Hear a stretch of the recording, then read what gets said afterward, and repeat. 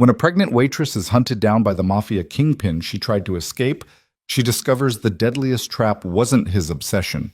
It was believing she could survive without him. 3 months of hiding, 3 months of pretending Elena Cross had disappeared. But tonight, the most dangerous man in New York just walked through her diner door, and he knows exactly what she's been hiding beneath her apron. If you love stories of dangerous obsession and forbidden redemption, stay until the end. Hit that like button and comment your city below so I can see how far this story travels across the world. The fluorescent lights of Mel's diner buzzed like dying insects, casting sickly yellow shadows across cracked vinyl booths and linoleum floors that had seen better decades. Elena Cross, though that wasn't the name embroidered on her stained waitress uniform, moved through the late-night shift with practiced invisibility, refilling coffee cups and clearing plates like a ghost haunting her own life. Her back ached.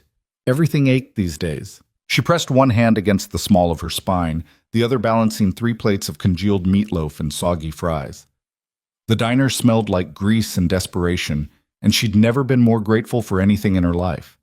This place, this beautiful, horrible dive on the edge of Brooklyn where nobody asked questions and everyone paid in cash, had become her sanctuary. 3 months.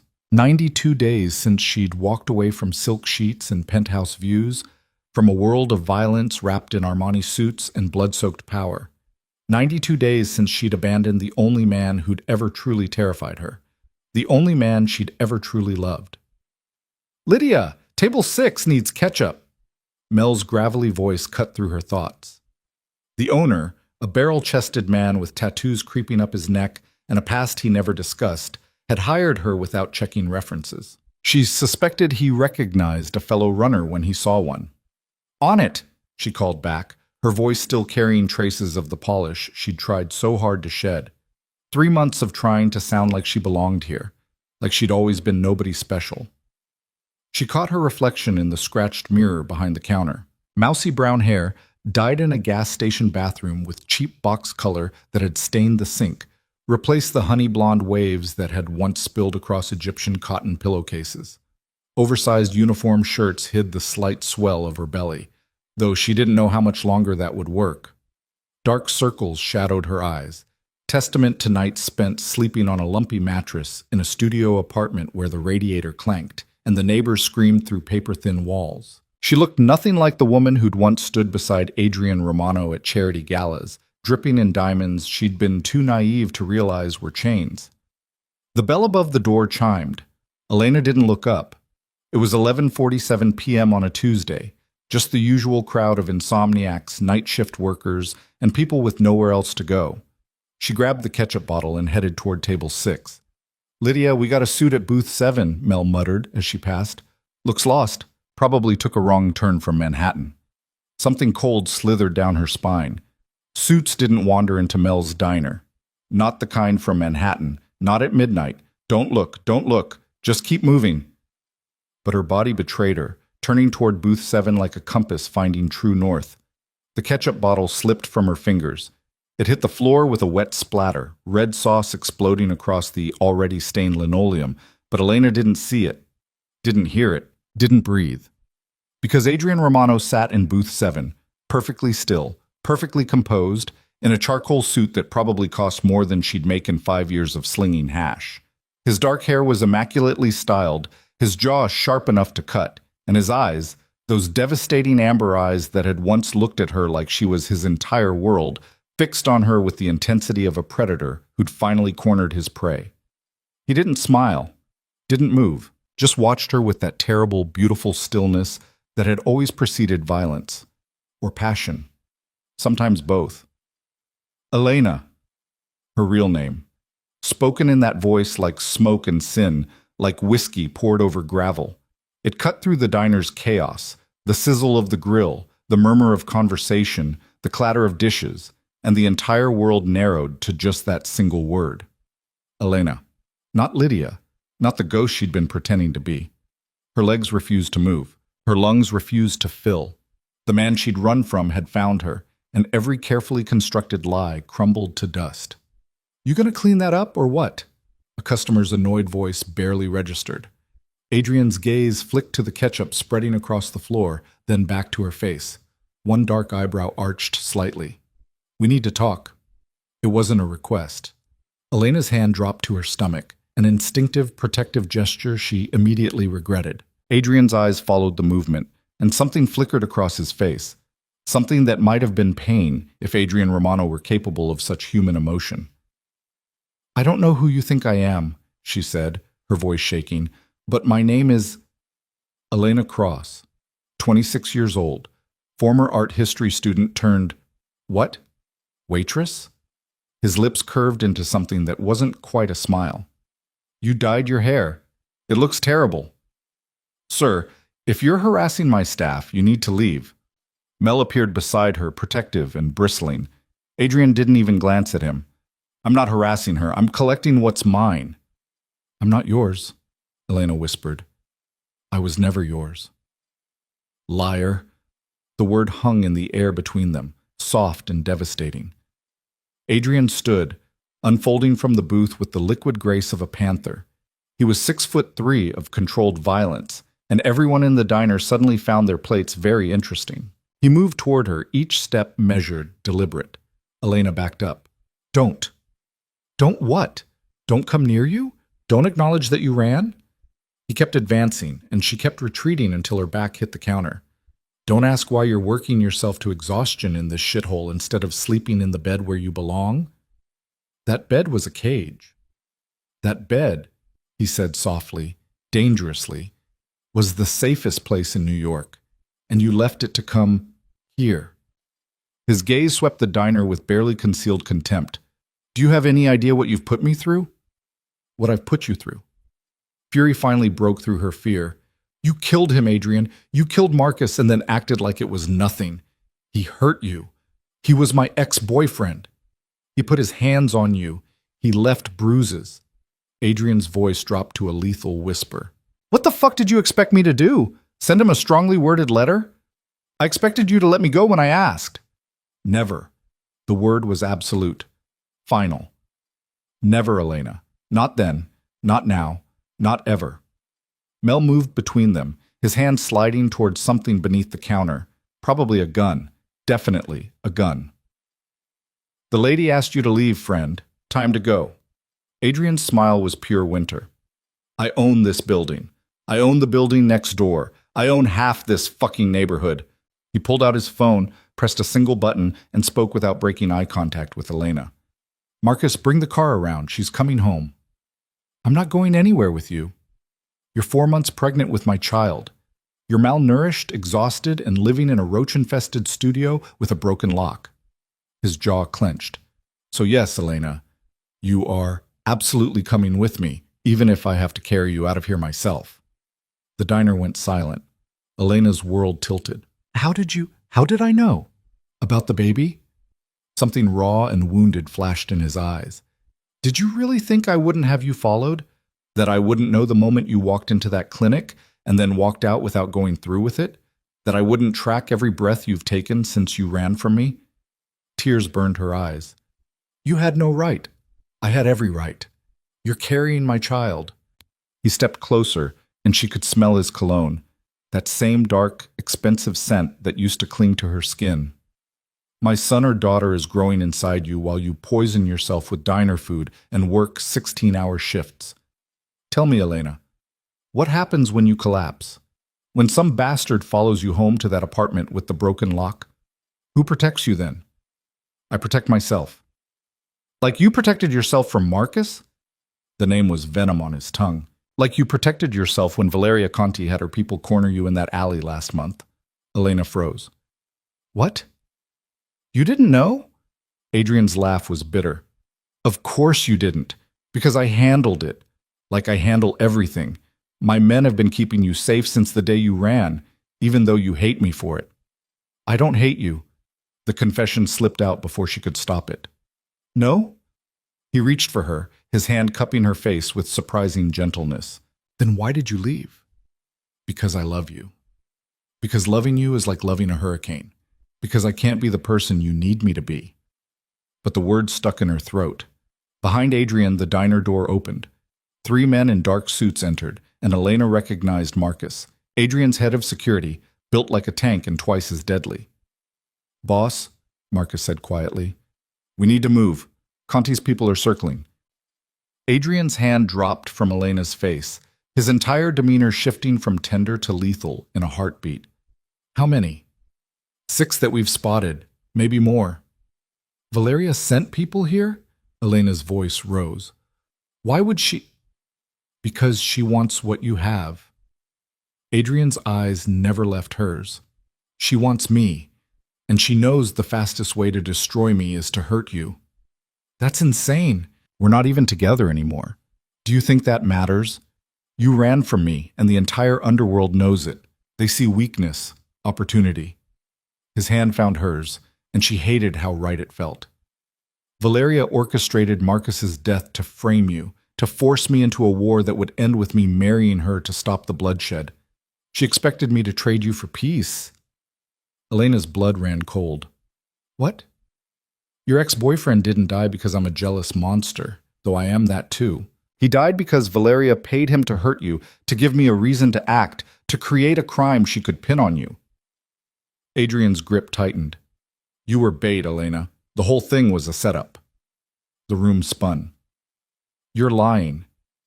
"I have proof, security footage, financial records, witness statements. I was going to tell you that night, the night you ran." Pain cracked his controlled facade. "But you were already gone." Mel cleared his throat. "Lydia, Elena, you don't have to go with him. I can call the cops." "The cops work for me," Adrian said flatly. "As does the fire marshal, who would suddenly find a dozen code violations in this establishment, the health inspector who would shut you down within the hour, and the landlord who would double your rent." He glanced at Mel. "Or you can accept the year's worth of lease payments I'm about to transfer to your account and stay the fuck out of my way." Mel looked at Elena, his expression caught between anger and resignation. "Your call, kid." Adrian's phone buzzed. He glanced at it, and his expression darkened. "They're making a move. Marcus, get everyone out. Now." "Everyone?" Marcus echoed. "Every person in this diner. Clear the block. I want eyes on every rooftop, every corner. If Valeria thinks she can take her from me here, she's even more deluded than I thought." "Wait!" Elena grabbed his arm. "You're going to evacuate an entire neighborhood because the alternative is a shootout that kills innocent people." Adrian's gaze bore into hers. "I learned from my mistakes, Elena. I learned that blood only begets more blood. So I'm getting you out of here before anyone has to die." It was the word anyone that got her. "Not before I have to kill them. Before anyone has to die." Marcus was already moving, gesturing to the other security personnel. "Let's go, people. Everyone out. There's a gas leak. Move it." Confusion erupted as customers were herded toward the exit, grumbling and protesting. Mel stood frozen, watching his diner empty. Adrian pulled out his phone again, typed something, and showed it to Mel. "There. That's 6 months' income.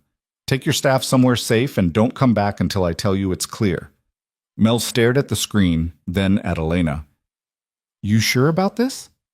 No, she wasn't sure about anything, except that Adrian had found her.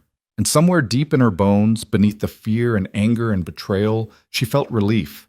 Because running was exhausting, and she was so tired. "I'm sure," she whispered. Adrian's hand found the small of her back, and he guided her toward the door. The night air hit her face, cold and sharp, carrying the scent of coming rain. A black SUV idled at the curb, surrounded by more men in suits, all of them scanning the shadows with the vigilance of soldiers in hostile territory. "In," Adrian commanded, opening the door. Elena hesitated on the threshold between her old life and whatever this was. "I can't go back to being locked up," she said. "I can't be your prisoner."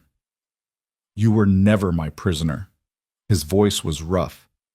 "You were my everything, and I was too fucking blind to show you the difference." "How do I know this isn't just another cage?" "You don't." He met her gaze steadily. "You have to trust me." "You killed a man. I killed a man who hurt you and was paid to do it. I'd do it again. No apology, no justification, just truth. But I'm also about to show you something I've never shown anyone. Restraint. Mercy. Because you're right, Elena. The man you ran from was a monster, so I'm going to prove I can be more than that. A distant sound, the screech of tires, the shout of voices. Boss! Marcus's warning was sharp. Contact 2 blocks east. Adrian's entire body tensed. In one fluid motion, he lifted Elena into the SUV, climbing in after her. Drive. Now. The vehicle surged forward as the door slammed shut. Through the tinted windows, Elena watched the diner, her sanctuary, her hiding place, recede into the distance. Adrian pulled out his phone, his fingers flying across the screen. Marcus, I want non-lethal containment, rubber bullets only. Pin them down, but don't kill them. I want Valeria to get a message. Touch what's mine, and I don't respond with violence. I respond with complete annihilation of everything she values. Elena stared at him. Non-lethal? I told you, I learned. His gaze cut to her. You left because I was a monster, so I'm going to prove I can choose differently. For how long? Until the next person threatens you, threatens us? For as long as it takes to earn your trust back. He reached for her hand, and this time she didn't pull away. I'm not asking you to love me, Elena. I'm asking you to let me prove that the man you fell for is still in here somewhere, underneath all the blood and darkness. The SUV raced through Brooklyn's streets, taking turns fast enough to make Elena's stomach lurch. She pressed her free hand to her belly, and Adrian's eyes tracked the movement. How far along? He asked quietly. 18 weeks. Boy or girl? I don't know. I haven't been to a real doctor. His jaw clenched. Tomorrow, first thing, I'm calling Dr. Reeves. She's the best OB in the city. Private, discreet, and she'll come to the penthouse. I don't want to go back to the penthouse. Too bad. It's the only place in this city where I can guarantee your safety, where I can guarantee our child's safety. His thumb brushed across her knuckles. You can hate me, Elena. You can scream at me, throw things, refuse to speak to me for days. But you will be safe. That is non-negotiable. You can't just decide, I can, I have, and you're too exhausted to fight me right now, so save your energy. His free hand cupped her face, tilting it toward him.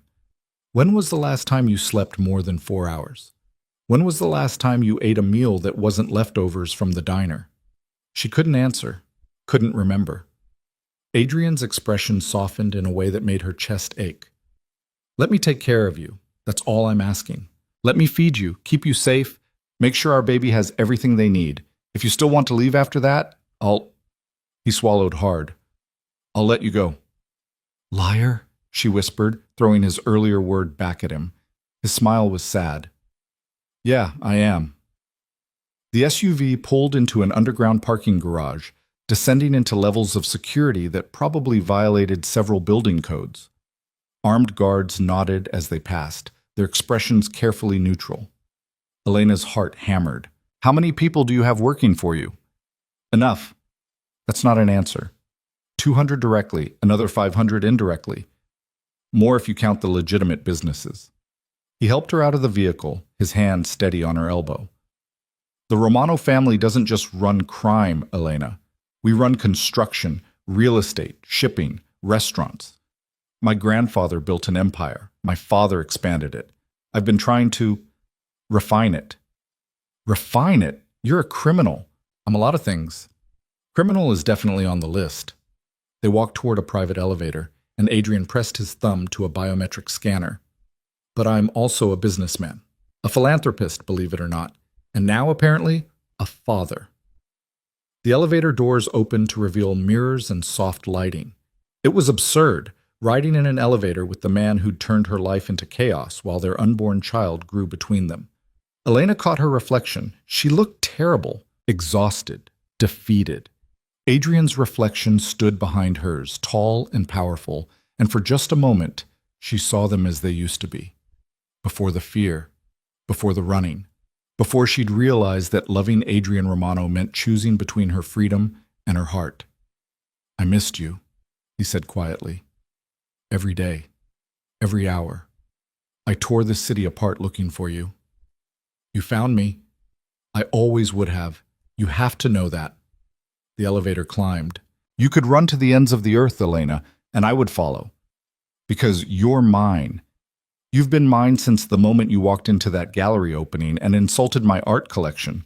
Despite everything, Elena felt her lips twitch. Your taste was terrible, all those oversized canvases with random paint splatters.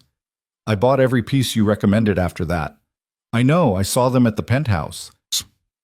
She'd tried not to notice, tried not to care that he'd listened to her opinions on everything from Rothko to Renaissance masters.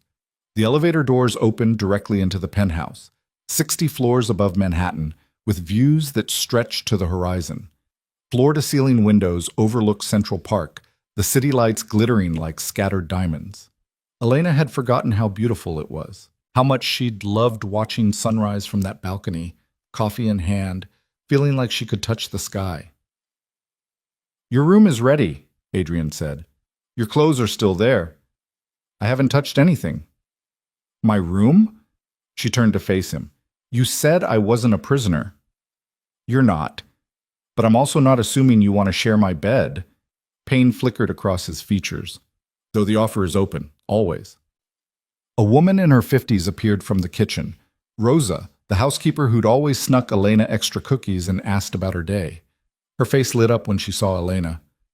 Miss Elena, oh, thank... She cut herself off, glancing at Adrian. We're so glad you're home. Home. The word felt foreign and familiar all at once. Rosa prepared your favorite, Adrian said. Butternut squash soup and fresh bread. You need to eat. Elena wanted to argue, wanted to maintain her anger, her righteousness. But her stomach growled traitorously, and she was so tired of being strong. Fine. Food. Then we talk, really talk. She met Adrian's gaze. And you tell me everything. No more secrets, no more lies. If I'm going to be here, I need the truth. Done. He gestured toward the dining room.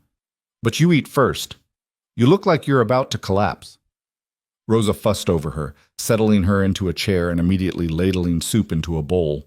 The smell alone made Elena's eyes water. Real food, hot and fresh, and nothing like the grease-soaked meals she'd been surviving on. Adrian sat across from her, watching with an intensity that should have made her uncomfortable. But instead, it felt like coming home to something she hadn't realized she'd been missing.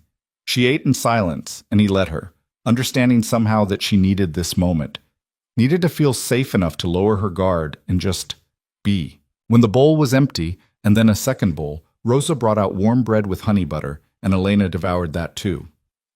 Better? Adrian asked softly. She nodded, not trusting her voice. Then let's talk. He leaned back, his expression open in a way she'd rarely seen. What do you want to know? Everything? Elena folded her hands over her stomach. Starting with why Valeria Conti wants me dead. Adrian's eyes darkened. Because she knows you're the only thing in this world I actually fear losing. And then, as Manhattan glittered beyond the windows and their unborn child grew between them, Adrian Romano began to speak truths he'd kept hidden for far too long, about power and politics, about enemies who wore diamonds and smiled while planning murder, about a conspiracy that had turned Elena into a pawn in a game she'd never known she was playing. And with every word, Elena realized that running had never actually been an option, because some fates couldn't be escaped, some loves couldn't be denied, and some men, dangerous, beautiful, broken men, were worth fighting for, even when fighting meant standing beside them in the darkness and refusing to let go. The city lights blurred beyond the windows as Adrian pulled a tablet from his briefcase, his movements precise and controlled. Elena watched him, her hand still cradled around the empty soup bowl, warmth spreading through her body for the first time in months. Valeria Conti, Adrian began, sliding the tablet across the table, is the youngest daughter of the Conti family. Her father ran the docks until I took them over 3 years ago. She never forgave me for that. Elena looked at the screen. A beautiful woman stared back, sharp cheekbones, calculating eyes, the kind of face that belonged on magazine covers or in boardrooms where empires crumbled beneath designer heels. She's stunning, Elena murmured. She's poison. Adrian's voice was flat. Her father offered her to me twice, once as a bride, once as a mistress. I refused both times. Why? His amber eyes met hers with devastating honesty. Because even before I met you, I knew what she was. A viper in Chanel, someone who sees people as chess pieces. He reached across the table, his fingers brushing hers. You were the first person who ever looked at me and saw something other than power or fear. Elena's breath caught. I saw danger. But you stayed anyway. For 8 months you stayed. His thumb traced circles on her palm. Do you know how rare that is? Most people can't last 8 days in my world. Maybe I'm just slow to learn. Or maybe you saw what I never let anyone else see. Adrian pulled up another image, security footage time-stamped 3 months ago. Elena watched herself walking down a Brooklyn street, her newly dyed hair catching the streetlight. 2 days after you ran, Valeria's people picked up your trail. Elena's stomach dropped. How? A cabbie who recognized you. She paid him $50,000 for the information. Adrian swiped to the next image. 3 men in dark clothing, their faces partially obscured. These are her enforcers. They followed you for a week, learned your patterns, your routes, where you worked. And you just let them? I had my own people following them. Did you really think I'd let you walk around unprotected? His expression hardened. You were so focused on hiding from me that you never noticed the 4 different teams keeping watch. Mine. Valeria's. The Volkov brothers who wanted leverage against me. And briefly, a federal task force that thought you might be willing to testify. Elena's head spun. 5 actually. I'm forgetting the freelance journalist who thought your story would make a bestseller. Adrian's smile was sharp. He's been strongly discouraged from that particular project. You can't just... I can. I did. And I'll do it again. He swiped to another image, and Elena's blood turned to ice. She recognized the alley, the shortcut she'd taken home one night when the subway was running late. This is from 6 weeks ago, 2:47 a.m. You just finished a double shift. In the grainy footage, Elena watched herself hurry down the alley, exhaustion evident in her hunched shoulders. Then 3 figures emerged from the shadows, blocking her path. I don't remember this, she whispered, because you were never in actual danger. Watch. Adrian played the video. The 3 men approached her, and Elena on-screen backed up, fear written across her face. Then, before they could reach her, 2 other figures appeared, moving with professional efficiency, weapons drawn. The would-be attackers scattered like roaches in sudden light. Marcus and Luca, Adrian said quietly. They've been assigned to you since day 3. You never saw them because they're that good. Elena's hands trembled. You had me followed, protected, for 3 months. Every single day, every hour you worked, every walk home. His voice dropped. Every time you stood on that fire escape at 3 a.m. because you couldn't sleep, I knew. Every time you cried in the shower, I knew. Every time you pressed your hand to your stomach and whispered to our baby, I fucking knew, Elena. Tears burned her eyes. Then why didn't you come for you sooner? Adrian's laugh was bitter. Because you chose to leave. And I was trying to respect that choice, trying to be the man you needed me to be instead of the one I am. He stood abruptly, pacing to the windows.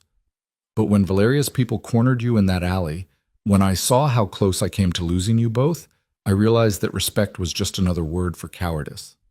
It's not cowardice to give someone freedom. It is when that freedom gets them killed. He turned back to her, and the raw emotion on his face stole her breath. You want to know why Valeria wants you dead? Because 3 months ago, she approached me with an offer, a truce.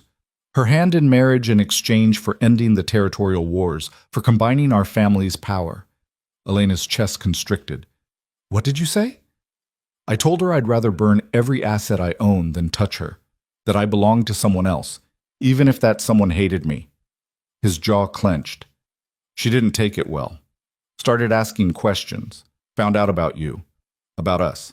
And she realized that if she could eliminate you, I'd have no reason to refuse her. That's insane. We weren't even together anymore. Do you think that matters to someone like her?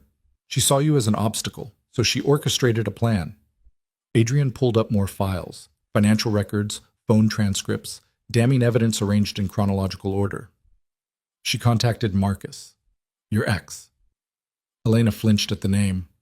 She paid him $25,000 to reconnect with you, to apologize for how things ended, to slowly work his way back into your life. Adrian's voice was cold, detached. the voice of a man reciting facts instead of describing his personal nightmare. The bruises he left on your arm that night weren't an accident of a drunken argument. They were part of the plan, evidence of abuse that Valeria intended to use. Use how? By making sure I found out, by ensuring I reacted exactly the way she predicted I would, with violence, with murder. He met her gaze. She wanted me to kill him, Elena. She counted on it.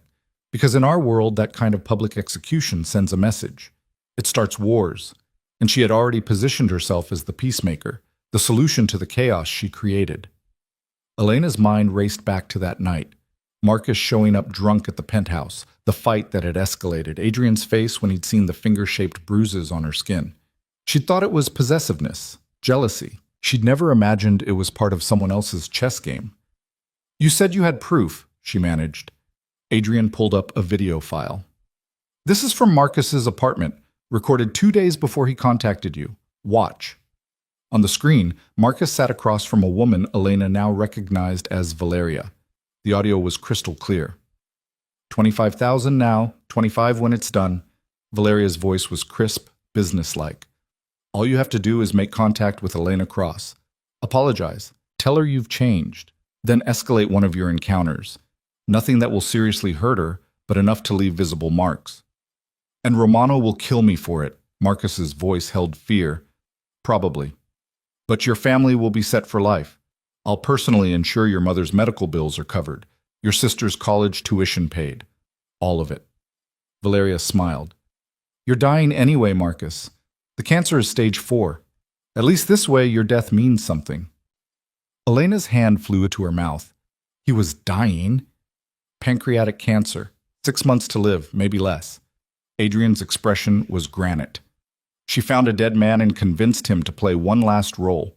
He didn't care about you, Elena. He cared about securing his family's future. The betrayal cut deeper than she'd expected. And you killed him anyway. I did. No apology, no justification. I walked into his apartment, and he was waiting for me. Had the whole confession ready, told me everything Valeria had planned, probably hoping I'd show mercy. Adrian's eyes were distant, remembering. I listened to every word. Then I put 2 bullets in his chest. Elena stood on shaking legs. How is that different from what she wanted? You still killed him. You still played right into her hands. Because I didn't do it publicly. Didn't make it a spectacle. And I made damn sure there was no evidence connecting you to his death. Adrian's voice softened.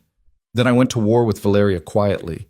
Started dismantling her operations piece by piece. Cutting off her suppliers, turning her allies, draining her accounts. She wanted a dramatic gang war. I gave her economic assassination.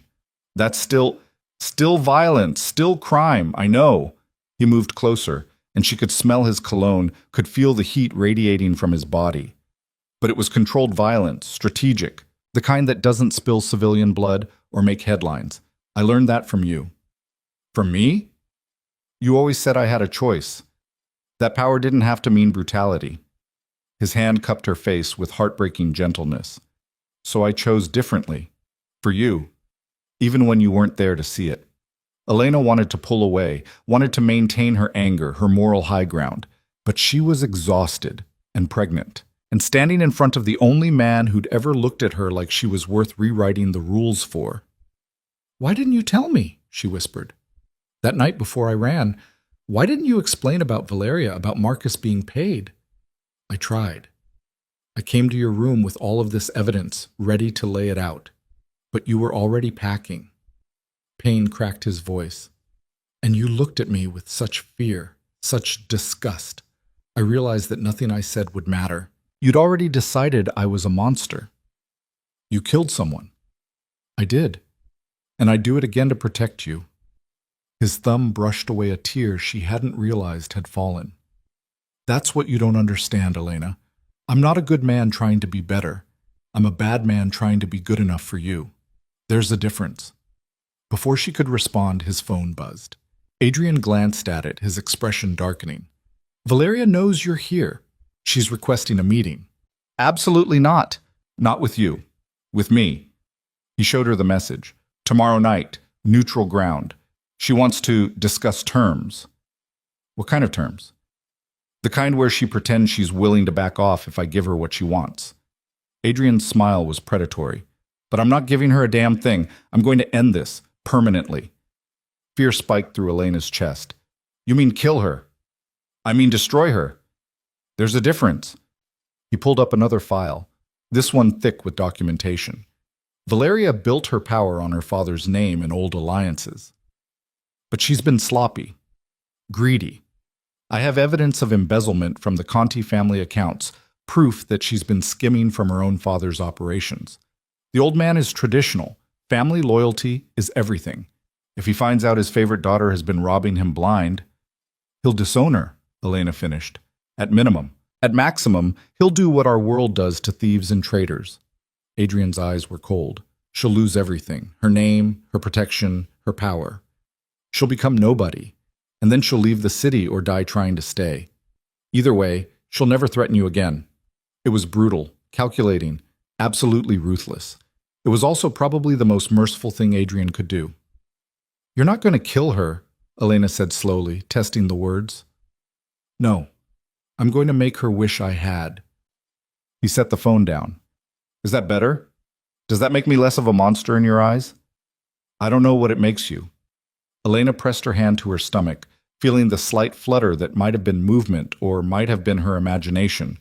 But I know I don't want our child growing up in a world where his father's first instinct is murder. Then I'll learn a different instinct. For you. For them. Adrian's hand covered hers, both of them touching the place where their baby grew. I can't promise to be perfect, Elena. I can't promise I won't make choices that horrify you. But I can promise that I'll always choose the option with the least blood, the most mercy, even when every instinct I have screams for violence. It wasn't enough. It would never be enough. But it was something, a start. I want to see everything, Elena said. Every file, every piece of evidence. If I'm going to be here, if I'm going to let you protect our child, I need to know exactly what world I'm bringing them into. Done. Adrian gestured toward his study. It's all there. Financial records, security reports, surveillance footage, everything I've done for the last 3 months. They moved to the study, a room Elena remembered well, with its floor-to-ceiling bookshelves and massive mahogany desk. Adrian had spent countless nights here, managing his empire while she curled up in the leather chair by the window, reading. Now he pulled up file after file, walking her through the intricate web of crime and commerce that made up his world. He didn't sugarcoat it, didn't try to make himself look noble, just showed her the raw truth of what it meant to be Adrian Romano. And somewhere around 3 a.m., as he explained how he'd rerouted shipments to avoid a federal raid while simultaneously ensuring no drugs touched his docks, Elena realized something terrifying. She still loved him, not despite the darkness, but with full knowledge of it. She loved the man who held a city in his grip and chose to use that grip to protect instead of destroy. Who could order violence with one breath and tenderness with the next? Who looked at her like she was the only light in his carefully controlled chaos? I need to sleep, she said abruptly, standing on unsteady feet. Adrian rose immediately. I'll show you to your room. My old room? Unless you want to stay somewhere else. His expression was carefully neutral, but she saw the hope buried beneath. They walked down the familiar hallway, past the gallery wall where the art she'd chosen still hung. Her room was exactly as she'd left it. The bed made with fresh linens, her books still on the nightstand, even the half-empty bottle of lotion on the dresser. You really didn't touch anything, she whispered. I told Rosa to keep it ready, in case you came back. Adrian stood in the doorway, not entering uninvited. There are new clothes in the closet, maternity clothes. I had them brought in last month when I realized you were starting to show. Elena's throat tightened. Last month? But you didn't come for me until tonight. I was waiting for the right moment, for proof that I could be what you needed. He ran a hand through his hair, the gesture uncharacteristically uncertain. Clearly, I miscalculated. You didn't miscalculate. Valeria forced your hand. Maybe. Or maybe I was just too afraid to face you. He met her gaze. You terrify me, Elena. You always have. Because you're the only person who could actually destroy me. I don't have that kind of power. You have all of it. He stepped back, giving her space. Get some rest. Dr. Reeves will be here at 10 a.m. I'll make sure you're not disturbed before then. He started to close the door, and Elena heard herself say, Adrian? He paused. Yes? Thank you for keeping me safe, even when I didn't know it. The smile that crossed his face was genuine, unguarded. Always, Elena, even when you hate me for it. The door closed softly, and Elena was alone in a room that felt like stepping back in time. She showered in the attached bathroom, using the expensive products she'd almost forgotten existed. Then she slipped into one of the silk nightgowns hanging in the closet. New, but in the style she preferred. Adrian had paid attention to everything. She lay in bed, her hand on her stomach, and felt the tears come. Not from sadness, but from the overwhelming weight of being seen. Known. Protected by someone who'd reorganized his entire world around keeping her safe. It should have felt suffocating. Instead, it felt like finally being able to breathe. Morning arrived too quickly, sunlight streaming through windows that overlooked Manhattan in all its chaotic glory. Elena woke to the smell of coffee and fresh pastries and found a tray waiting outside her door with a note in Adrian's precise handwriting. Breakfast. Eat all of it. The baby needs fuel. Hey! She smiled despite herself and carried the tray inside. Croissants, fresh fruit, Greek yogurt with honey, all her favorites. No greasy diner food, no questionable leftovers, just simple, perfect nourishment. Rosa appeared at 9:30 with more food. Apparently Adrian's idea of eat all of it involved multiple courses, and helped Elena into one of the new maternity dresses. Soft blue cotton that actually fit, that didn't require safety pins or creative layering. He was so worried about you, Miss Elena, Rosa said as she fussed with the dress. He barely slept, barely ate, just worked and watched those security feeds like a man possessed. I know, Elena murmured. Do you? Do you know he fired 3 of his men for losing sight of you for 40 minutes when you took a different subway route? That he personally vetted every person who worked at that diner to make sure none of them would hurt you? Rosa's eyes were fierce. That boy loves you more than life itself. Whatever mistakes he's made, that's the truth. Before Elena could respond, the doorbell chimed, an elegant sound that echoed through the penthouse. Voices in the foyer, then Adrian appeared in her doorway, looking unfairly perfect in charcoal slacks and a black shirt rolled to his elbows. Dr. Reeves is here. Are you ready? No, she wasn't ready for any of this. But their baby deserved proper medical care, and Elena had been surviving on prenatal vitamins from the pharmacy and hope. Ready? She lied.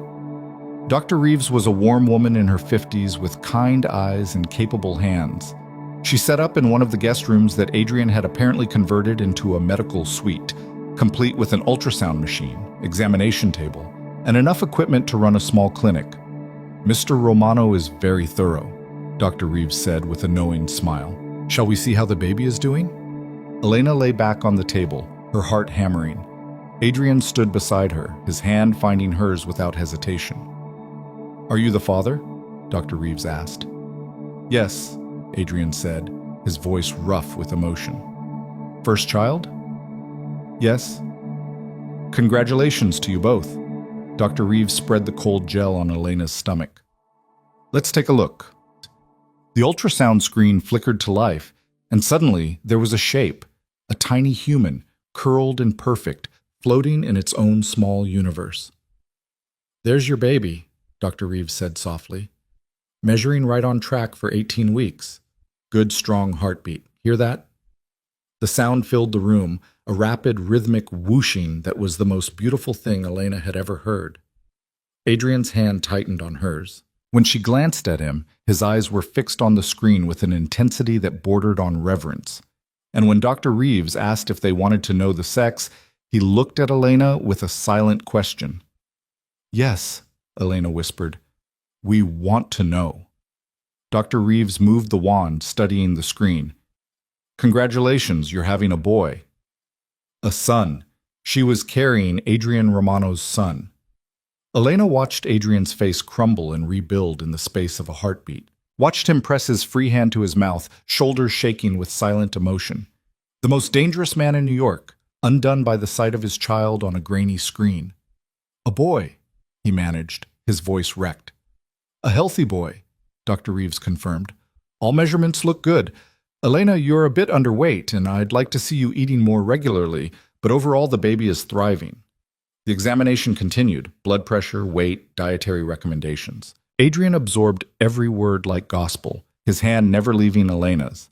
When Dr. Reeves finally left with instructions to return in 2 weeks, they sat in silence in the medical room, the printed ultrasound photos between them. Lucian, Adrian said quietly, I want to name him Lucian, after my grandfather, the one who built the legitimate businesses, who believed family was more than blood. Elena picked up one of the photos, studying the small profile of their son. Lucian Romano. Lucian Cross Romano, if you want. Adrian's gaze was steady. He should have your name too, your strength. You think hyphenating a crime boss's son is a good idea? I think he should know he comes from 2 families, 2 legacies, that he's more than just my heir. Adrian touched the photo with careful fingers. I don't want him to be me, Elena. I want him to be better, like you. I'm not better, I'm just different. You're everything I'm not. Gentle, moral, good. He stood, pulling her up with him. That's why I need you. Why he needs you. To balance the darkness with light. Elena let him lead her back to the main living area, where Rosa had laid out lunch. A spread of healthy options that made her diner meals look like the punishment they'd been. They ate in comfortable silence, and Elena realized this was new. Before, their relationship had been passion and intensity, late nights and heated arguments that ended in tangled sheets. Now it was quieter, steadier, like maybe they were finally learning how to just be together. Tell me about the meeting with Valeria, Elena said finally. What happens tomorrow night? Adrian's expression hardened. I present her with the evidence. Give her a choice. Leave the city quietly, or I send everything to her father and let him handle it. And if she refuses? She won't. She's smart enough to know when she's beaten. He paused. But if she does, I'll handle it, without killing her. I promised you mercy, and I meant it. I want to be there. Absolutely not. She targeted me, Adrian, used me as a pawn. I deserve to look her in the eye and watch her lose. Elena's voice was steel. I'm not asking permission. I'm telling you I'm coming. Adrian studied her for a long moment, and she saw the war in his eyes, the instinct to protect versus the need to respect her choice. Finally, he nodded. You stay by my side. You don't engage unless I say it's safe. And if anything goes wrong, Marcus gets you out immediately. Those are my terms. Deal. They spent the afternoon planning, a strange domestic kind of warfare preparation. Adrian showed her the venue, a high-end restaurant he owned where every employee was on his payroll and every exit was covered. He walked her through contingencies, explained the security measures, made her memorize emergency protocols. You really think she'd try something violent? Elena asked. I think desperate people do desperate things, and I'm about to make her very desperate. His hand found the small of her back, a gesture that was becoming familiar again. But I won't let her touch you. I swear it. That night, Elena stood on the balcony she'd once loved, watching the city breathe and pulse 60 floors below. Adrian found her there, carrying a blanket against the spring chill. You should be resting, he said, draping it over her shoulders. I've been resting for 3 months. I'm tired of being tired. She leaned into his warmth. Tell me something true, Adrian, something you've never told anyone. He was quiet for so long she thought he wouldn't answer. Then, I was terrified the night you left. Not angry, terrified. Because I realized I'd built my entire world around you, and without you, none of it mattered. Elena's breath caught. Every business deal, every territory, every power play. I told myself it was about legacy, about honor. But really, it was about building something worthy of you, something that could maybe balance the scales of who I am. His arms circled her from behind, his hands coming to rest on her stomach. And then you ran, and I understood that nothing I built would ever be enough if you weren't there to see it. I ran because I was scared, she admitted, because loving you felt like standing on the edge of a cliff, and I couldn't tell if you were going to catch me or push me. I'll always catch you, Elena, even when you don't want me to. He pressed his lips to her temple. That's my promise, to you and to him. I'll catch you both, for as long as you'll let me. She turned in his arms, looking up at the man who'd turned her life into beautiful chaos. I don't know if I can do this. Be with you. Raise a child in your world. I know. But I don't know if I can walk away either. I know that too. His hand cupped her face. So stay. Let me prove that the world I'm building is one worth living in, one where our son can grow up safe and loved and free to choose his own path. And if I can't believe that, if I never can, pain flickered across his features, then I'll let you go. And I'll spend the rest of my life making sure you and Lucian want for nothing, even if it destroys me. Elena searched his face for lies and found only devastating truth. This man who commanded empires would break himself apart to keep her whole. Tomorrow, she whispered. We deal with Valeria tomorrow. Then we figure out the rest. Tomorrow, he agreed. They stood wrapped together as the city glittered and the night deepened, two people learning how to build something real from the wreckage of fear and power and impossible love. And somewhere inside her, Lucian grew, oblivious to the wars being fought in his name, the empires being reshaped for his future. Tomorrow, Elena would face the woman who'd tried to destroy her. Tomorrow, she would stand beside Adrian and watch justice served cold and calculated. But tonight, she let herself be held by the only man who'd ever seen past her fear to the strength beneath. The only man worth fighting for, even when fighting meant choosing to stay. The morning arrived with the weight of inevitability. Elena woke to find Adrian already gone from the penthouse, though a note on her breakfast tray informed her he was meeting with his security team to finalize preparations for the evening. Rosa hovered more than usual, her maternal instincts in overdrive as she insisted Elena eat every bite of the omelet, the toast, the fresh berries arranged like an edible bouquet. You need your strength, Miss Elena, Rosa said, pouring orange juice with the solemnity of someone preparing a soldier for battle. Today is important. Elena wanted to argue that it was just a meeting, just a conversation between criminals in expensive clothes. But the knot in her stomach told a different story. Today she would face the woman who'd orchestrated her nightmare, who'd turned her ex-boyfriend into a sacrifice, and Elena herself into bait. Today, she would look into the eyes of someone who saw human lives as currency to be spent. By noon, Adrian returned with Marcus and two other men Elena recognized from the Brooklyn diner rescue. They moved through the penthouse with military precision, checking sightlines, testing communications equipment, treating the evening's confrontation like a tactical operation. Is all this really necessary? Elena asked as Marcus demonstrated a panic button disguised as a bracelet. I thought this was supposed to be a civil meeting. Civil and safe are two different things, Adrian said, his tone brooking no argument. He was different today, harder, colder, every inch the crime lord instead of the tender father-to-be who'd wept at ultrasound images. Valeria is cornered. That makes her dangerous. I can handle dangerous. I know you can. That's not the point. He crossed to her, his hands settling on her shoulders with familiar weight. The point is you shouldn't have to. Not while you're carrying our son. Our son who's going to grow up in this world, whether I like it or not, Elena countered. I need to see it, Adrian, all of it. The pretty parts and the ugly parts. How else am I supposed to decide if I can live with it? His jaw clenched, but he nodded. Fair enough. But you wear the bracelet. Non-negotiable. She let him fasten it around her wrist. Platinum and diamonds that probably cost more than her entire year at the diner. It was beautiful and felt like a shackle, but she understood the necessity. In Adrian's world, even jewelry was armor. The afternoon crawled past with excruciating slowness. Elena tried to read, to nap, to do anything that would quiet the anxiety churning in her chest. Instead, she found herself in Adrian's study, pulling up the files he'd shown her the night before. The evidence against Valeria was damning. Years of embezzlement documented in spreadsheets, offshore accounts traced through layers of corporate shells, witness statements from people she'd betrayed. Planning to memorize it? Adrian's voice came from the doorway. Elena didn't turn from the screen. Planning to understand it. If I'm going to watch you destroy someone's life, I want to know exactly why. Second thoughts? Constant thoughts. Nothing about this is simple. She closed the laptop and faced him. She's a criminal. She deserves consequences.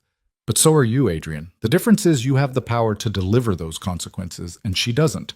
That's not justice. That's just power. You're right. He moved into the room, perching on the edge of his desk. It's not justice. It's survival. In my world, you either have power or you're subject to someone else's. There's no middle ground. There should be. Maybe. But wishing the world were different doesn't make it so. His eyes softened. You think I don't know I'm a hypocrite? That I punish people for crimes I commit myself? I know exactly what I am, Elena. The question is whether you can live with it. It was the same question that had driven her away 3 months ago, and she still didn't have an answer. But now there was Lucian to consider, their son, who would inherit this empire of moral compromise and strategic violence. What kind of mother would she be if she didn't at least try to understand the world he'd be born into? I don't know if I can live with it, she said honestly, but I'm here. That has to count for something. It counts for everything. Adrian stood, closing the distance between them. Whatever happens tonight, whatever you see, remember that I'm doing this for us, for our family. Not for power or revenge, but because the only way to keep you both safe is to eliminate the threats. By ruining her instead of killing her. Yes, by showing mercy that still has teeth. His hand found hers. It's the best I can offer, Elena. The best version of myself I know how to be. She squeezed his fingers, acknowledging the truth in his words. Adrian Romano would never be a good man in any traditional sense, but maybe, just maybe, he could be a good man for her. A good father for their son. That would have to be enough. At 6 o'clock, Rosa helped Elena dress for the evening. Not the simple maternity dress from the morning, but something more strategic. A black sheath that somehow managed to be both elegant and concealing, hiding her pregnancy while making her look like she belonged in Adrian's world. Rosa styled her hair into a sleek twist, applied makeup with an artist's precision, and stepped back with approval. Beautiful, Rosa declared. You look like a queen. Elena studied her reflection and saw a stranger, polished, powerful, nothing like the exhausted waitress who'd slung hash for survival. This woman looked like she could stand beside Adrian Romano and hold her own. The transformation was unsettling and necessary in equal measure. Adrian was waiting in the foyer, devastating in a black suit that probably cost more than a luxury car. His eyes darkened when he saw her, heat and possession flickering across his face before he controlled it. You look incredible, he said, his voice rough. I look like armor. Sometimes that's the same thing. He offered his arm. Ready? No. She would never be ready for this. But Elena took his arm anyway, letting him guide her into the private elevator that would carry them down to the waiting SUV. The restaurant was in Tribeca, an exclusive establishment where reservations required months of waiting or the right last name. Adrian had the right last name. He owned the building, the business, and probably half the block. They entered through a private entrance, bypassing the main dining room entirely, and were led to a private section on the top floor where floor-to-ceiling windows overlooked the Hudson River. The room was elegant, mahogany and leather, crystal and candlelight. A single table sat in the center, set for 3. Marcus and his team had already secured the perimeter, their presence invisible but omnipresent. She's not here yet, Marcus reported. ETA 5 minutes. Adrian nodded, guiding Elena to one of the chairs. Remember, you don't speak unless spoken to directly. If anything feels wrong, you signal me immediately. I'm not a child, Adrian. No, you're the woman carrying my child. There's a difference. His hand brushed her cheek. I can't lose you, Elena. I won't survive it. Before she could respond, Marcus's earpiece crackled. Target approaching. The room's energy shifted, tension coiling like a living thing. Adrian's expression went cold and remote, the tender father disappearing behind the mask of a crime lord. He stood behind Elena's chair, one hand resting possessively on her shoulder. The door opened. Valeria Conti walked in like she owned the world. She was even more striking in person than in photographs. Tall and lean in a white pantsuit that screamed power, her dark hair swept into an intricate updo, diamonds glittering at her throat and wrists. She moved with the confidence of someone who'd never been told no, who'd built her identity on being untouchable. Her gaze swept the room, lingered on Adrian, then dropped to Elena with undisguised contempt. So this is the little waitress who's caused so much trouble, Valeria said, her voice carrying the faint trace of an Italian accent. I expected someone more, Impressive. Valeria. Adrian's tone was ice. Sit. Not even a greeting? How uncivilized. But she sat, crossing her legs with calculated grace. Though I suppose civility is too much to expect from someone who brings his pregnant mistress to a business meeting. She's not my mistress. She's the mother of my son. Adrian's hand tightened on Elena's shoulder. And you will speak to her with respect, or this conversation ends now. Valeria's smile was sharp. Touchy. I heard you'd gone soft, but I didn't believe it. Adrian Romano, the man who once hung a traitor from the Brooklyn Bridge, reduced a plain house with a girl who dyes her hair in gas station bathrooms. Elena felt the anger spike through Adrian's touch, but his voice remained controlled. You requested this meeting, Valeria. I suggest you get to the point. Very well. Valeria leaned back, studying them like specimens under glass. I want you to call off your vendetta. Stop interfering with my operations. Stop turning my suppliers. Stop poisoning my father against me. In return, I'll leave your little family alone. No. No? Valeria's eyebrow arched. You haven't even heard my offer. Because your offer is irrelevant. You targeted Elena, orchestrated Marcus's death, used my life as a chessboard for your ambitions. Adrian's voice was deadly soft. There's no offer you could make that would stop what's coming. And what's coming exactly? Another gang war? More bloodshed? Valeria's laugh was brittle. Please, we both know you've gone soft. You can't afford a war. Not with a baby on the way. Not with her to protect. You're right. I can't afford a war. Adrian released Elena's shoulder and moved around the table, pulling out a tablet. Which is why I'm not starting one. I'm ending you, completely, without firing a single shot. He set the tablet in front of Valeria.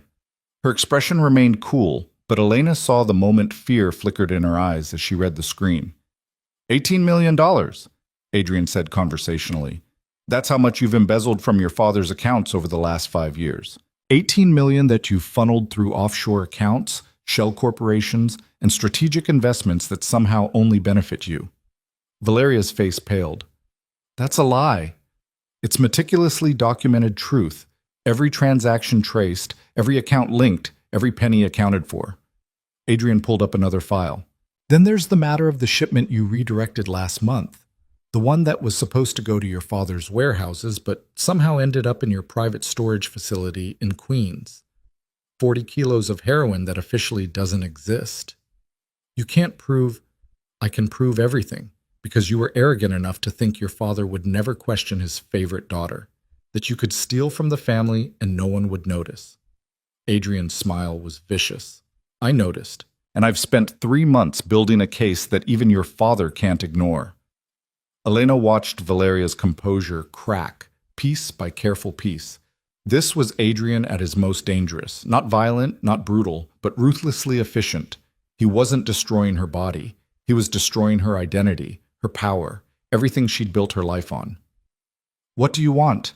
Valeria's voice was tight. I want you gone, out of the city within 48 hours. You forfeit all territory, all operations, all claims to the Conti name. Adrian leaned forward. You disappear, Valeria. Completely. And if I ever hear you've come within 100 miles of Elena or my son, I send everything I have to your father and let him handle you the old-fashioned way. You're asking me to give up everything. I'm giving you the chance to keep your life. That's more mercy than you showed Elena when you turned her into bait. More mercy than you showed Marcus when you paid him to die for your ambitions. Adrian's eyes were pitiless. Take the deal, Valeria. It's the only one you're getting. Valeria's gaze cut to Elena, and the hatred there was palpable. This is all your fault. If you'd just stayed gone, if you'd just been smart enough to stay away from him, if Elena had stayed away, you'd still be a thief stealing from your own family, Adrian interrupted. She didn't make you greedy. She didn't make you reckless. That's all you. She made you weak. She made me careful. There's a difference. Adrian straightened. 48 hours, Valeria. After that, I make a phone call to your father, and we both know how that ends. For a long moment, Elena thought Valeria might refuse, might choose pride over survival, but then she stood, her movements jerky with barely controlled rage. This isn't over, Valeria hissed. Yes, it is. Adrian's voice was final. You just haven't accepted it yet. Valeria stalked toward the door, then paused, looking back at Elena. You think you've won? That you get the fairy tale ending with the monster? Her laugh was ugly. You're just the current favorite, sweetheart. Wait until the baby's born, until you're no longer useful. Then you'll see what he really is. Elena felt Adrian tense beside her, but she spoke before he could. I already know what he is. A man who keeps his promises. A man who chose mercy over murder because I asked him to. A man who's building something better for our son. She met Valeria's gaze steadily. You're right that I'm not special. I'm just the one who stayed, who chose to see the person instead of the power. Maybe if you'd done that instead of scheming and stealing, you'd have something real instead of nothing. Valeria's face contorted with fury, but Marcus stepped forward, his bulk filling the doorway. Time to go, Ms. Conti.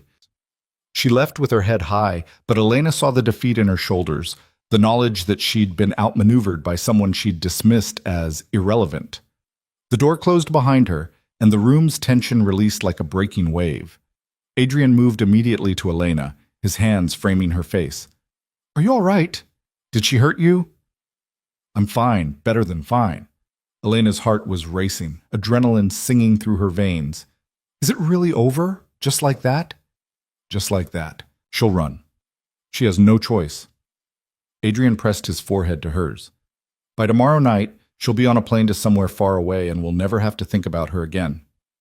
And if she doesn't leave? Then her father receives a very detailed package, and nature takes its course.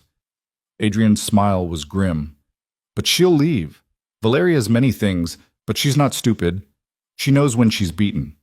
Marcus appeared at Adrian's shoulder. Boss, we should move, just in case she tries something desperate. Adrian nodded, already guiding Elena toward the exit. They moved through the restaurant with Marcus and his team forming a protective wall around them, out into the night where two SUVs waited with engines running. The ride back to the penthouse was silent, Elena's mind spinning with everything she'd witnessed. Valeria's hatred, Adrian's cold precision, the way he'd dismantled someone's entire existence without raising his voice or his fists. It was power on a scale Elena couldn't fully comprehend, and it terrified her. It also, in some dark corner of her heart, satisfied her. Back at the penthouse, Adrian dismissed the security team and locked the door behind them. The silence felt enormous, weighted with unspoken thoughts and racing hearts. You were incredible, Adrian said finally. What you said to her was true. All of it. Elena moved to the windows, looking out at the city that never stopped glittering. I'm not naive enough to think this makes everything okay, that one act of mercy erases everything else you've done. I know. But it's something, a start. She turned to face him. You proved you could choose differently. That when I asked for mercy, you found a way to deliver it without compromising our safety. That matters, Adrian, more than you know. He crossed to her, and Elena let him pull her into his arms. They stood wrapped together, two people learning how to build trust from the wreckage of fear and violence. I meant what I said, Elena whispered, about staying, about choosing to see you instead of just the power. But I need you to keep choosing this path, this version of yourself who controls the violence instead of being controlled by it. I will, for you, for Lucian. Adrian's hand found her stomach. For the family we're building. Even when it's hard? Even when every instinct tells you to burn it all down? Especially then, his lips brushed her temple. You make me want to be better, Elena. You and our son. I won't waste that gift. They moved to the bedroom together, not her old room, but Adrian's. The master suite she'd once shared with him in those early days when everything had been passion and possibility. The bed was the same, massive and draped in black silk, but everything else felt different, softer, less like a cage and more like a sanctuary. Adrian helped her out of the armor dress, his hands gentle and reverent. You're showing more, he murmured, his palms spreading across the curve of her belly. I can't believe there's a whole person growing in there. Neither can I. Sometimes I wake up and forget, and then I feel him move and remember. Elena covered his hand with hers. He's going to have your eyes. I already know it. Your kindness, though, your ability to see good in broken things. Adrian knelt, pressing his lips to her stomach. Be better than me, little one. Be like your mother. Elena's throat tightened. You're going to be a good father. I'm going to try. That's all I can promise. He stood, pulling her close. Stay with me tonight. Let me hold you both. It wasn't a demand. It was a request, vulnerable and honest. Elena nodded, and they climbed into bed together, bodies finding familiar positions. Her back to his front, his arm draped protectively over her stomach, his breath warm against her neck. It felt like coming home to something she'd been missing without realizing it. Thank you, Adrian whispered in the darkness, for giving me another chance, for letting me prove I can be more than the monster you ran from. Thank you for becoming someone worth staying for, Elena replied. They slept wrapped in each other, the city breathing beyond their windows. While somewhere in the night, Valeria Conti began the process of disappearing. By morning, reports would confirm her departure. A private plane to Milan, a hasty exit that left her operations in shambles and her father's empire intact. But that was tomorrow's confirmation. Tonight, Elena let herself believe that maybe, just maybe, they'd turned a corner. That the man holding her had truly chosen mercy over murder, restraint over revenge. That the world they were building for Lucian might actually be one worth living in. The next days unfolded with surprising normalcy. Dr. Reeves returned for a follow-up appointment, declaring both Elena and the baby healthy and thriving. Adrian threw himself into preparations for Lucian's arrival with an intensity that would have been comical if it weren't so touching. Researching cribs and car seats, interviewing potential nannies with the thoroughness of someone vetting national security threats, converting an entire wing of the penthouse into a nursery. You know we have 4 months, right? Elena said, watching him compare stroller specifications with the focus of a military strategist. 4 months to make sure everything is perfect. That's not nearly enough time. Adrian didn't look up from his laptop. Did you know some car seats have a 37% higher safety rating than others? 37%, Elena. That could be the difference between our son being absolutely safe and completely safe? She crossed to him, gently closing the laptop. He's going to be fine, Adrian. You're going to make sure of it. You always do. His hands found her waist, pulling her into the space between his legs. I just want to get it right. All of it. I've made so many wrong choices, but this, him, I need to get it right. You will. We will. Elena kissed his forehead. Together, Marcus appeared in the doorway, his expression carefully neutral. Boss, you have a call. Angelo Conti. Adrian's entire demeanor shifted. Angelo Conti, Valeria's father, the old guard patriarch who'd built an empire on loyalty and blood. Elena felt Adrian's buttons tighten on her waist. What does he want? Adrian's voice was controlled. To thank you, apparently, and to discuss terms. Marcus's lips twitched. Says it's regarding his daughter's early retirement. Adrian stood but kept Elena close. Put him through to my study. And Marcus? Thank you for everything these past months. Just doing my job, boss. But Marcus's expression softened as his gaze landed on Elena. Glad you're home, Miss Elena.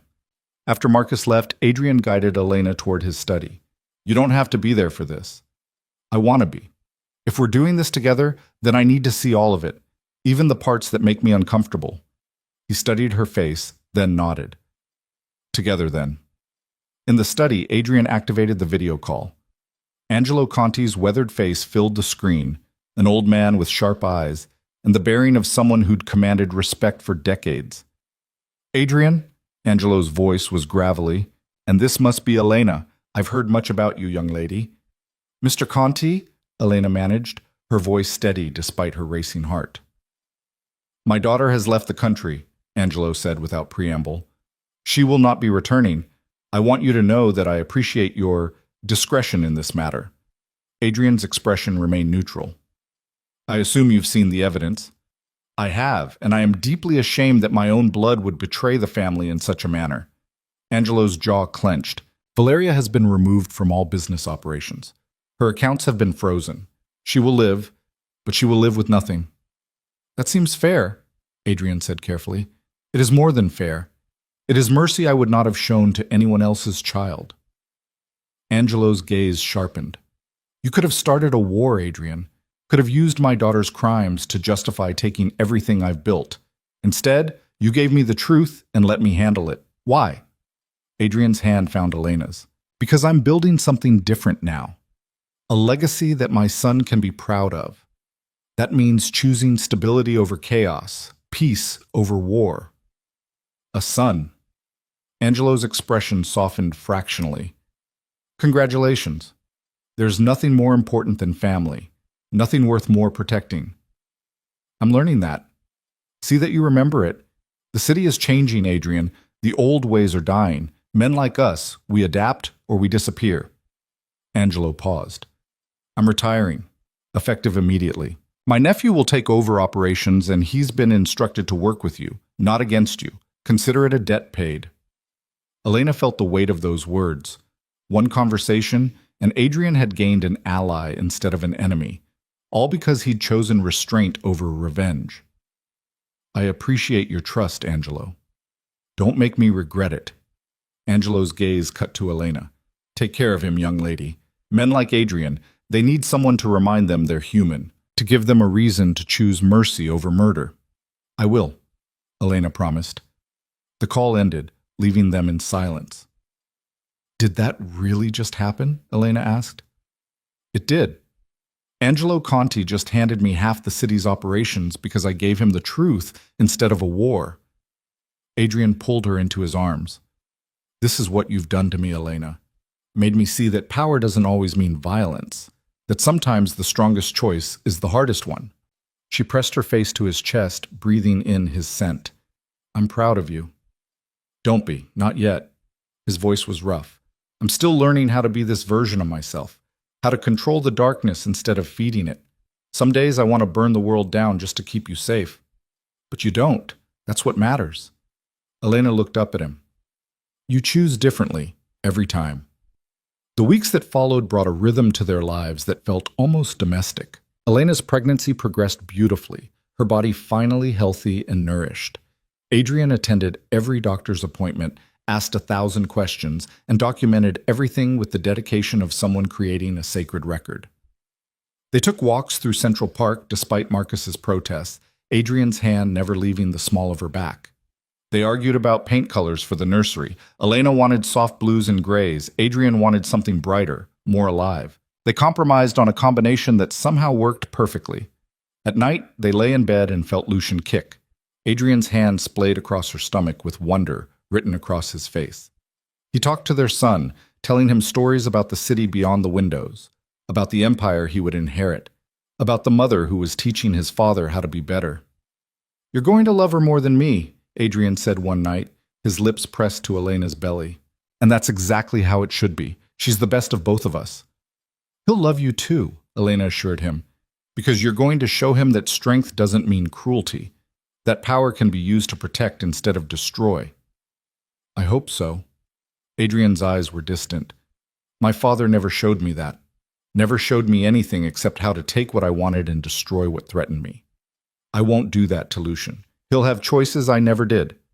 Elena threaded her fingers through his hair. He'll have both of us. That's all he needs. As spring deepened into summer, Elena found herself settling into Adrian's world in ways that surprised her. She attended business dinners where criminals wore tuxedos and discussed territory over 30-year scotch. She learned to read the subtle power dynamics, to understand when Adrian's silence meant danger and when it meant calculation. And slowly, inevitably, she fell back in love with him. Not the desperate, all-consuming passion of before, but something deeper, more sustainable, built on trust earned through 1,000 small choices, through mercy given when violence would have been easier, through a man who was learning to control his darkness instead of being consumed by it. I love you, she said one evening, the words surprising them both. They were on the balcony, watching sunset paint the city gold and rose. Adrian turned to her, his eyes wide with something that looked like fear. Don't say that if you don't mean it, he said roughly. Don't give me hope just to take it away again. I mean it. I love you, Adrian Romano, the good and the bad, the light and the darkness, all of it. Elena took his hand, pressed it to her stomach where Lucian moved beneath the surface. And I'm staying. Not because I'm trapped, not because I'm afraid, but because I choose you. I choose us. I choose this family we're building. Adrian's composure shattered. He pulled her into his arms and she felt him shake with emotion he could no longer contain. I love you, he whispered against her hair. I've loved you since the moment you told me my art collection was pretentious garbage. I'll love you until the day I die.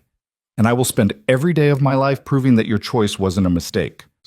They stood wrapped together as the city transitioned from day to night, as their son grew strong and healthy between them, as their future unfurled with possibility and promise. And for the first time since running away 3 months ago, Elena felt absolutely certain she was exactly where she belonged. Summer descended on Manhattan with the kind of heat that made the pavement shimmer and the city pulse with restless energy.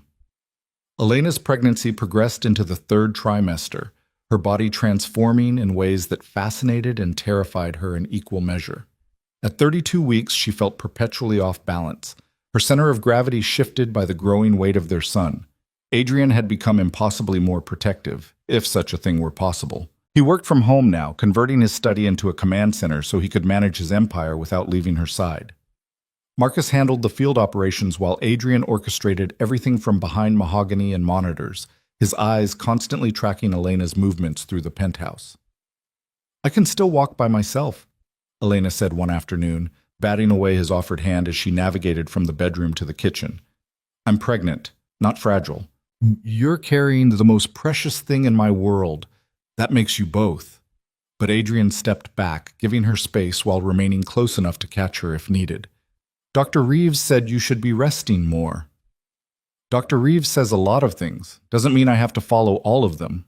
Elena lowered herself onto the sofa with less grace than she would have liked. I'm going stir-crazy, Adrian. I love this penthouse, but I feel like I'm in a beautiful prison. His expression darkened. Is that what this is to you? Still? No. That came out wrong.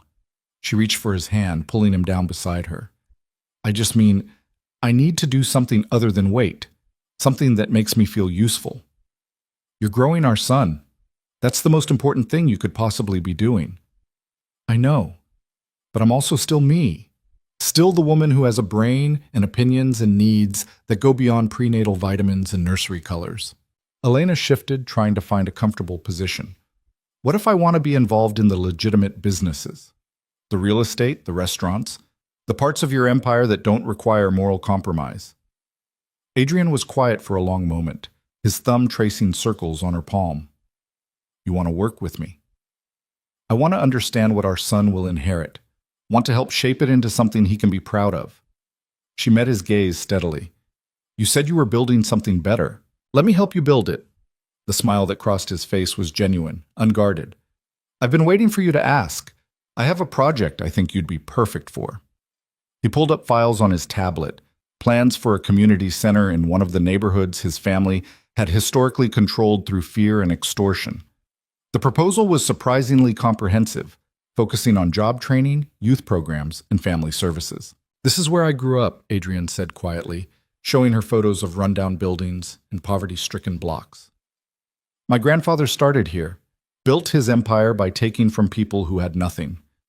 I want to give something back, create opportunities instead of just taking them.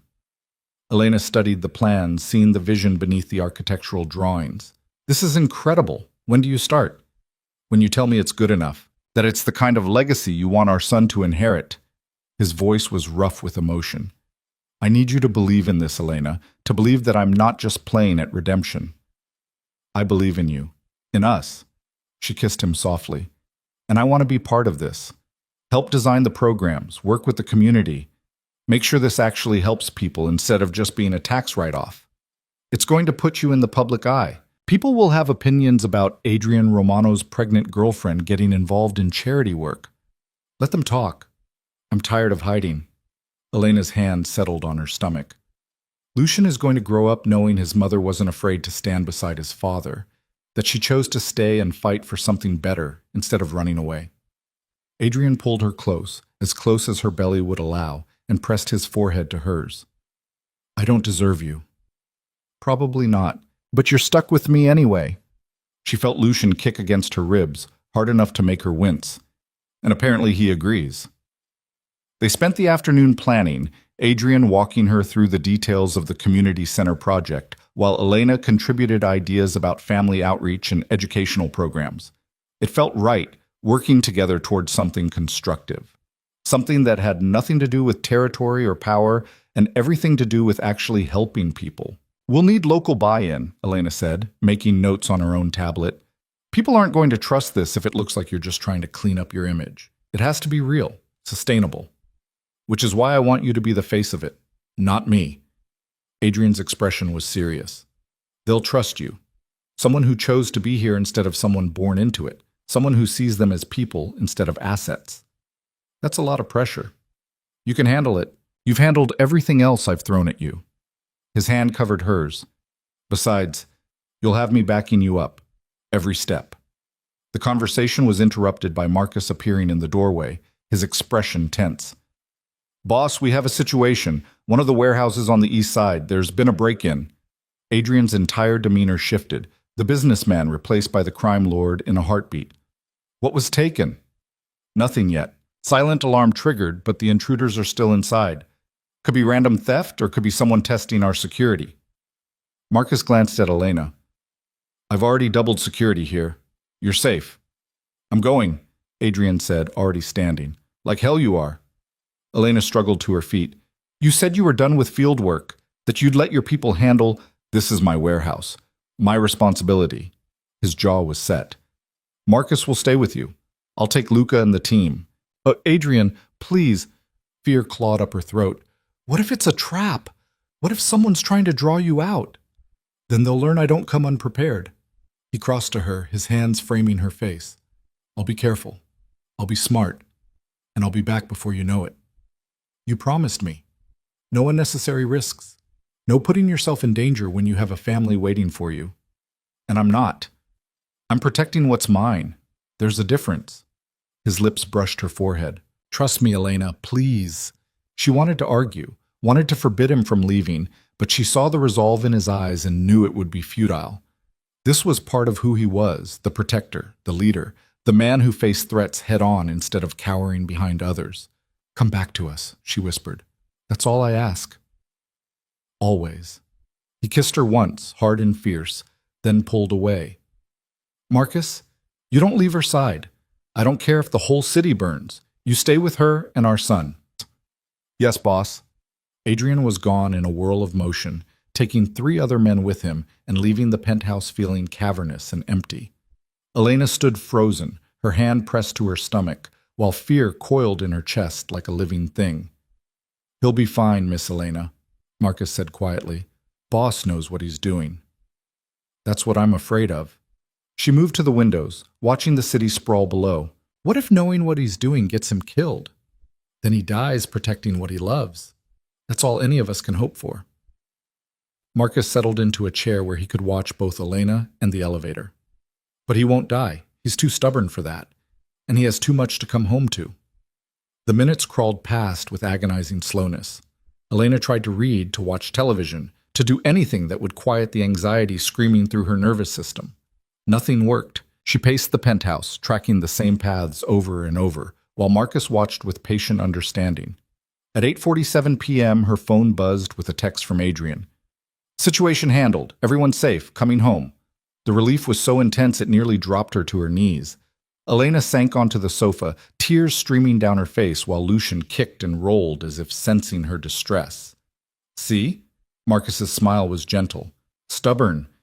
Adrian returned 40 minutes later, unharmed, but with a darkness in his eyes that spoke of violence witnessed or committed.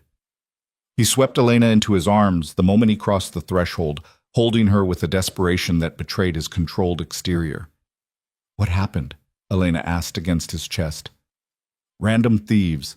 Teenagers looking for anything they could sell. We caught them, called their parents, and sent them home with a warning. His voice was flat. No bloodshed, no arrests, just scared kids who made a stupid mistake. You let them go? I gave them a choice. Work off the debt at the community center when it opens, or face charges. They chose the center. Adrian pulled back to look at her. See? I'm learning. Mercy over murder. Second chances over bullets.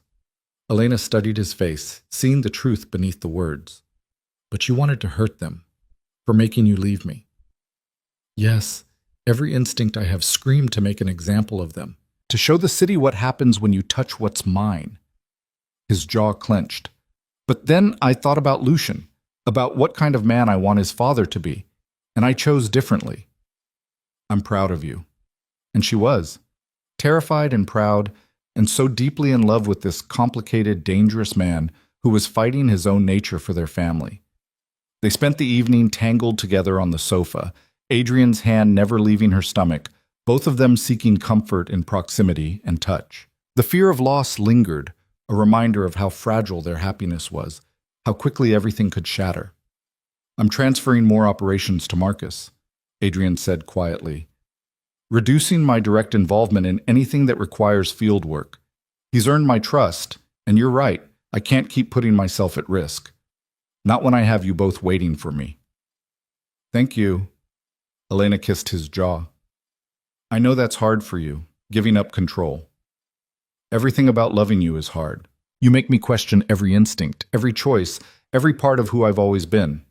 His smile was wry. But it's the best kind of hard, the kind that makes me better. The weeks that followed brought a new rhythm to their lives. Adrian did reduce his field presence, delegating more to Marcus and his other trusted lieutenants. He spent his days building legitimate businesses and his nights planning for Lucian's arrival with obsessive detail. The nursery was completed, a perfect blend of Elena's calming blues and Adrian's insistence on warmth and light. They'd compromised on everything from the crib to the mobile, creating a space that felt safe and loved. At 36 weeks, Dr. Reeves declared Elena ready for labor at any time. The word sent Adrian into a controlled panic, double-checking hospital bags, reviewing emergency protocols, and making sure every possible scenario had a contingency plan. You know, we can't actually plan for everything, Elena said, watching him review medical files for the third time. Birth is unpredictable. I can try. His expression was tense. I need to know you'll both be safe, that nothing will go wrong. Adrian? She took his face in her hands, forcing him to meet her eyes. I'm going to be fine. Lucian is going to be fine. Dr. Reeves is the best. The hospital is on standby, and you've prepared for everything humanly possible. Now you need to breathe and trust that the universe isn't going to take this away from us. The universe takes things away all the time, without warning, without mercy. Then we'll face it together, like we've faced everything else. Elena pressed his hand to her stomach. Feel that? He's strong, healthy, ready to meet his completely paranoid father. Despite himself, Adrian smiled. I'm not paranoid, I'm thorough. You're both, and I love you anyway. They made love that night with careful tenderness, Adrian's hands worshipful on her transformed body, both of them acutely aware that these might be their last moments alone before becoming three. It was sweet and intense, a reaffirmation of everything they'd built and everything still to come. At 3:47 a.m. on a sweltering August night, Elena woke to wetness and a cramping sensation that stole her breath. Adrian! She shook his shoulder, her voice tight. I think my water just broke. He was awake instantly, moving with military precision. Are you having contractions? I don't know. Maybe. It hurts. Another wave of cramping made her gasp. Okay, we're good. This is fine. We planned for this. But his hand shook as he helped her sit up, as he grabbed the hospital bag they'd kept packed for weeks. Marcus, we need the car. Now! Within minutes, the penthouse was controlled chaos. Marcus had the car running, Doctor. Reeves was on the phone giving instructions, and Adrian was dressed and ready while still looking absolutely terrified. The ride to the hospital was a blur of contractions, and Adrian's steady voice counting her through each one, his hand gripping hers with bruising force. They'd arranged for the entire top floor of the private wing, with Dr. Reeves and a full team standing by. Labor progressed with frightening speed. Elena had heard stories of prolonged births, of hours spent waiting. But Lucian apparently had his father's impatience. Within 3 hours of arriving, she was fully dilated, and the pain was indescribable. I can't do this, she gasped between contractions. It's too much. I can't. Yes, you can. You're the strongest person I know. Adrian was beside her, his face pale but his voice steady. You ran from me and survived 3 months alone. You stood up to Valeria Conti. You chose to love a monster and make him better. You can do anything, Elena. Anything. Easy for you to say. You're not being ripped apart. If I could take this pain for you, I would. In a heartbeat. I would give anything. His voice broke. Another contraction hit, and Dr. Reeves's calm voice cut through the haze. Elena, I need you to push. Now. She pushed, screaming through the pain while Adrian held her hand and whispered encouragement she barely heard. The world narrowed to pressure and burning and the overwhelming need to get this baby out of her body. Again, Doctor, Reeves commanded. He's almost here! One more push! Elena bore down with everything she had, and suddenly the pressure released. A thin wail filled the room, and she collapsed back against the pillows, gasping and crying, and overwhelmed by the sound of her son's first breath. It's a boy, Dr. Reeves said unnecessarily, already working to clean and assess the baby. 10 fingers, 10 toes, absolutely perfect. Adrian stood frozen, staring at the squirming, crying bundle being wrapped in soft blankets. His face had gone chalk white, his eyes wide with something that looked like terror and wonder mixed in equal parts. Do you want to hold your son? Dr. Reeves asked gently. He nodded mutely, and she placed Lucian in his arms. The baby was tiny against Adrian's chest, red-faced and furious at being evicted from his warm home. But when Adrian looked down at him, when their eyes met for the first time, something fundamental shifted in the universe. Hello, little one, Adrian whispered, his voice wrecked with emotion. I'm your father, and I promise you, I swear to you, I will spend every day of my life making sure you're safe and loved and free to be whoever you want to be. Lucian's crying quieted, as if recognizing the voice that had spoken to him through skin and muscle for months. His tiny hand wrapped around Adrian's finger with surprising strength. And Adrian Romano, the man who commanded an empire, who'd killed without hesitation, who'd built his life on violence and power, broke down completely. Tears streamed down his face as he held his son, his shoulders shaking with sobs he couldn't control. He's perfect, Adrian managed. Elena, he's so perfect. Look at him. Look at... Through her own tears, Elena watched the two most important people in her world meet for the first time. Bring him here. Let me see our son. Adrian carried Lucian to her bedside with exaggerated care, as if the baby were made of spun glass. When he placed Lucian in Elena's arms, she felt her heart expand in ways she hadn't known were possible. This was her son. Their son. The product of everything they'd survived and overcome. Lucian had Adrian's eyes, those devastating amber eyes that had first captivated her. But his tiny features held echoes of Elena too, in the shape of his nose and the curve of his mouth.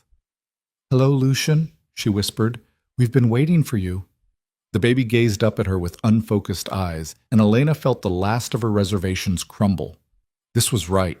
This family, this life, this impossible love built from darkness and choice. All of it was exactly right. Adrian perched on the edge of the hospital bed, one arm around Elena, and the other hand gently touching Lucian's impossibly soft cheek. Thank you, he said roughly. For him. For giving me this. For believing I could be someone worth building a family with. You are. You already were. You just needed to see it yourself. Elena leaned into his strength, exhausted and euphoric and so deeply content. We did it. We made this beautiful, perfect person. You did most of the work, Adrian said with a shaky laugh. I just held your hand and tried not to pass out. You were perfect. Steady when I needed you to be. She kissed Lucian's forehead, breathing in that newborn scent that was already addictive. Our family. They stayed like that for a long time, wrapped together around their son, while outside the hospital room, Marcus and Rosa and a handful of Adrian's most trusted men kept watch. The Romano family had grown by one tiny person, who already commanded more loyalty and love than any empire could buy.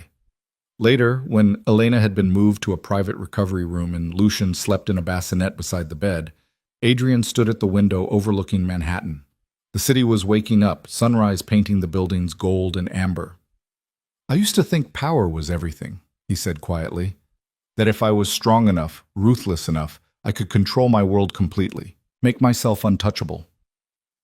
Elena watched him from the bed, seeing the vulnerability in his posture. And now? Now I realize that real power is holding something so precious that losing it would destroy you, and choosing to protect it anyway. He turned to face her. You and Lucian, you're my weakness and my strength, my greatest vulnerability and my most powerful motivation. Without you, I'm just a criminal. With you, I have a reason to be better. You're already better. You proved that. Elena gestured to their sleeping son. He's the proof. Every choice you made to get here, every moment you chose mercy over murder, restraint over revenge. That's the man you are, Adrian, not the monster you used to be. I'm still learning how to be that man, how to control the darkness instead of feeding it. He crossed back to the bed, settling beside her carefully. But I'll keep learning. For him. For you. For the family we're building. We'll learn together, make mistakes together, figure out how to raise a good man together. Elena took his hand. That's what families do. Lucian stirred in his bassinet, making small sounds that weren't quite crying but suggested he might be heading that direction. Adrian was up immediately, lifting his son with surprising confidence for someone who'd never held a baby before yesterday. Hey, little man. What's wrong? Adrian cradled Lucian against his chest, swaying gently. Hungry? Tired? Just want to make sure we're paying attention. He's probably hungry. Dr. Reeves said every 2 to 3 hours. Elena held out her arms. Bring him here. She watched Adrian's face as he handed over their son, seeing the reluctance to let go even for a moment. This man who'd once commanded with absolute authority was now completely at the mercy of an 8-pound baby. It was adorable and terrifying in equal measure. Lucian latched on immediately, and Elena felt the strange pull and tug that would become their new normal. Adrian sat beside them, his hand resting on her shoulder, watching with fascination as his son nursed. I never thought I'd have this, he admitted. A family. Someone to come home to who loved me not for what I could do for them, but just for me. The broken, damaged parts included. You're not broken. You're just complicated. Elena smiled up at him. And I love every complicated, dangerous, tender part of you, even the parts that drive me crazy. Especially those parts? Especially those. They sat in comfortable silence while Lucian ate. The three of them cocooned in their own small world. Outside, the city roared and shifted, power changed hands, and empires rose and fell. But in this room, none of that mattered. What mattered was this moment, this family, this choice they'd made to build something beautiful from the wreckage of fear and violence. When Lucian finished eating and fell back asleep, Adrian took him again, clearly unwilling to put his son down. He paced the room with Lucian against his shoulder, murmuring soft words Elena couldn't quite hear. You're going to spoil him, she said, fighting to keep her eyes open. That's my prerogative as his father, spoiling him rotten while you teach him to be good. Adrian's smile was soft. We'll balance each other out. We'd better. Otherwise we're raising a tiny tyrant. But Elena's heart swelled watching them together, this unlikely father-son pair. She drifted off to sleep listening to Adrian's low voice telling Lucian stories about the city beyond the windows, about the empire he would inherit, about the mother who had saved them both from darkness. And in her dreams, Elena saw their future unfold. Not perfect, never perfect, but real and solid and built on a foundation of choices made deliberately, with full knowledge of the consequences. She'd chosen to stay, chosen to love, chosen to build a family with a dangerous man who was learning to be gentle. And that choice, she knew with absolute certainty, was the best one she'd ever made. The first weeks of Lucian's life passed in a blur of sleepless nights and overwhelming love. Elena had read about the adjustment period, had prepared herself intellectually for the chaos of new parenthood, but nothing could have truly readied her for the reality of caring for a tiny human who demanded everything while giving back only the occasional heart-stopping smile. Adrian, for his part, became a different person entirely. The crime lord who'd once commanded with cold efficiency now panicked over every sneeze, every cry, every minor variation in Lucian's routine. He read parenting books with the same intensity he'd once devoted to territory maps, took copious notes during Dr. Reeves's visits, and personally vetted every product that came near his son. He's fine, Adrian, Elena said for the 100th time, watching him hover over Lucian's crib at 2 in the morning. He's just sleeping, like he's supposed to. But he's so still. How do we know he's breathing? Adrian's hand hovered over their son's chest, not quite touching. Because we can see him breathing, and because he was breathing 5 minutes ago when you checked, and 5 minutes before that. Elena pulled him away from the crib gently but firmly. You need sleep. We both do. I can't sleep. What if something happens and I'm not awake to... Then we wake up and handle it, together, like we've handled everything else. She guided him back to bed, pushing him down onto the mattress.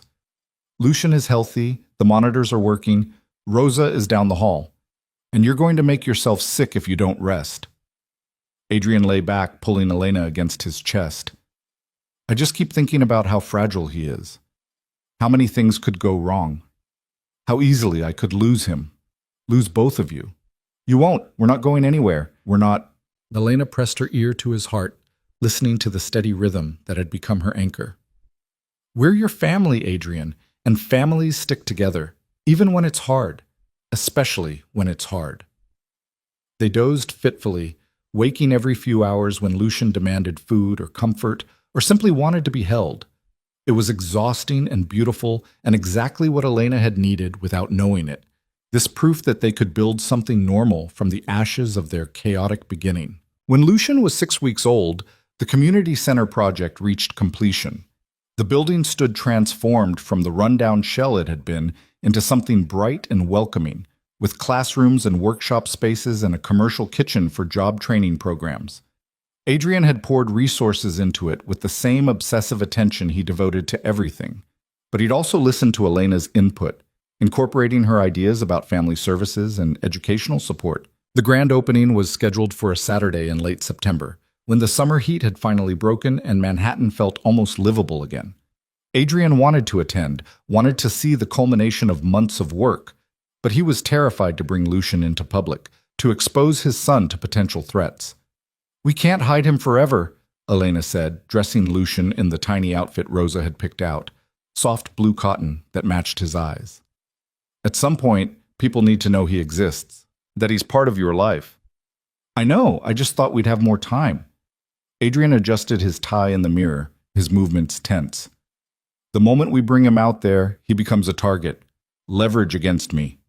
He's already leverage. Anyone who wants to hurt you knows about him by now. Elena lifted Lucian from his changing table, supporting his wobbly head. But they also know that hurting him means facing your wrath. That's protection in its own way. Not enough protection. Nothing is enough. But Adrian's expression softened when Lucian made a small sound, his tiny fist waving in the air. Look at him. He has no idea the world he's been born into. Then we make sure it's a world worth living in, starting with this center, starting with showing people that Adrian Romano is more than just a crime lord. He's a father, a partner, someone trying to build something better. Elena handed Lucian to Adrian. Hold your son and trust that we're doing the right thing. The ride to the community center was tense, despite Marcus's assurances that they'd swept the entire area, that security was tighter than the presidential detail. Adrian held Lucian the entire drive, his arms protective bands around their son, his eyes constantly scanning for threats. When they arrived, a small crowd had already gathered.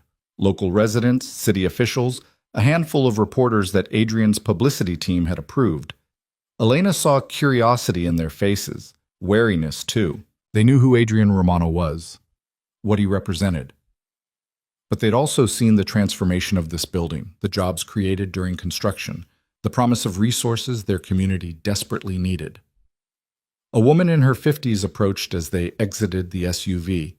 Maria Sanchez, the community organizer Elena had been working with for weeks. Her eyes widened when she saw the baby in Adrian's arms. Is this Lucian? Maria's smile was genuine, warm. He's beautiful. Looks just like his father. Thank you. Adrian's posture relaxed fractionally at the kindness in her voice. Elena speaks highly of you, Maria. Says you've been instrumental in getting community buy-in.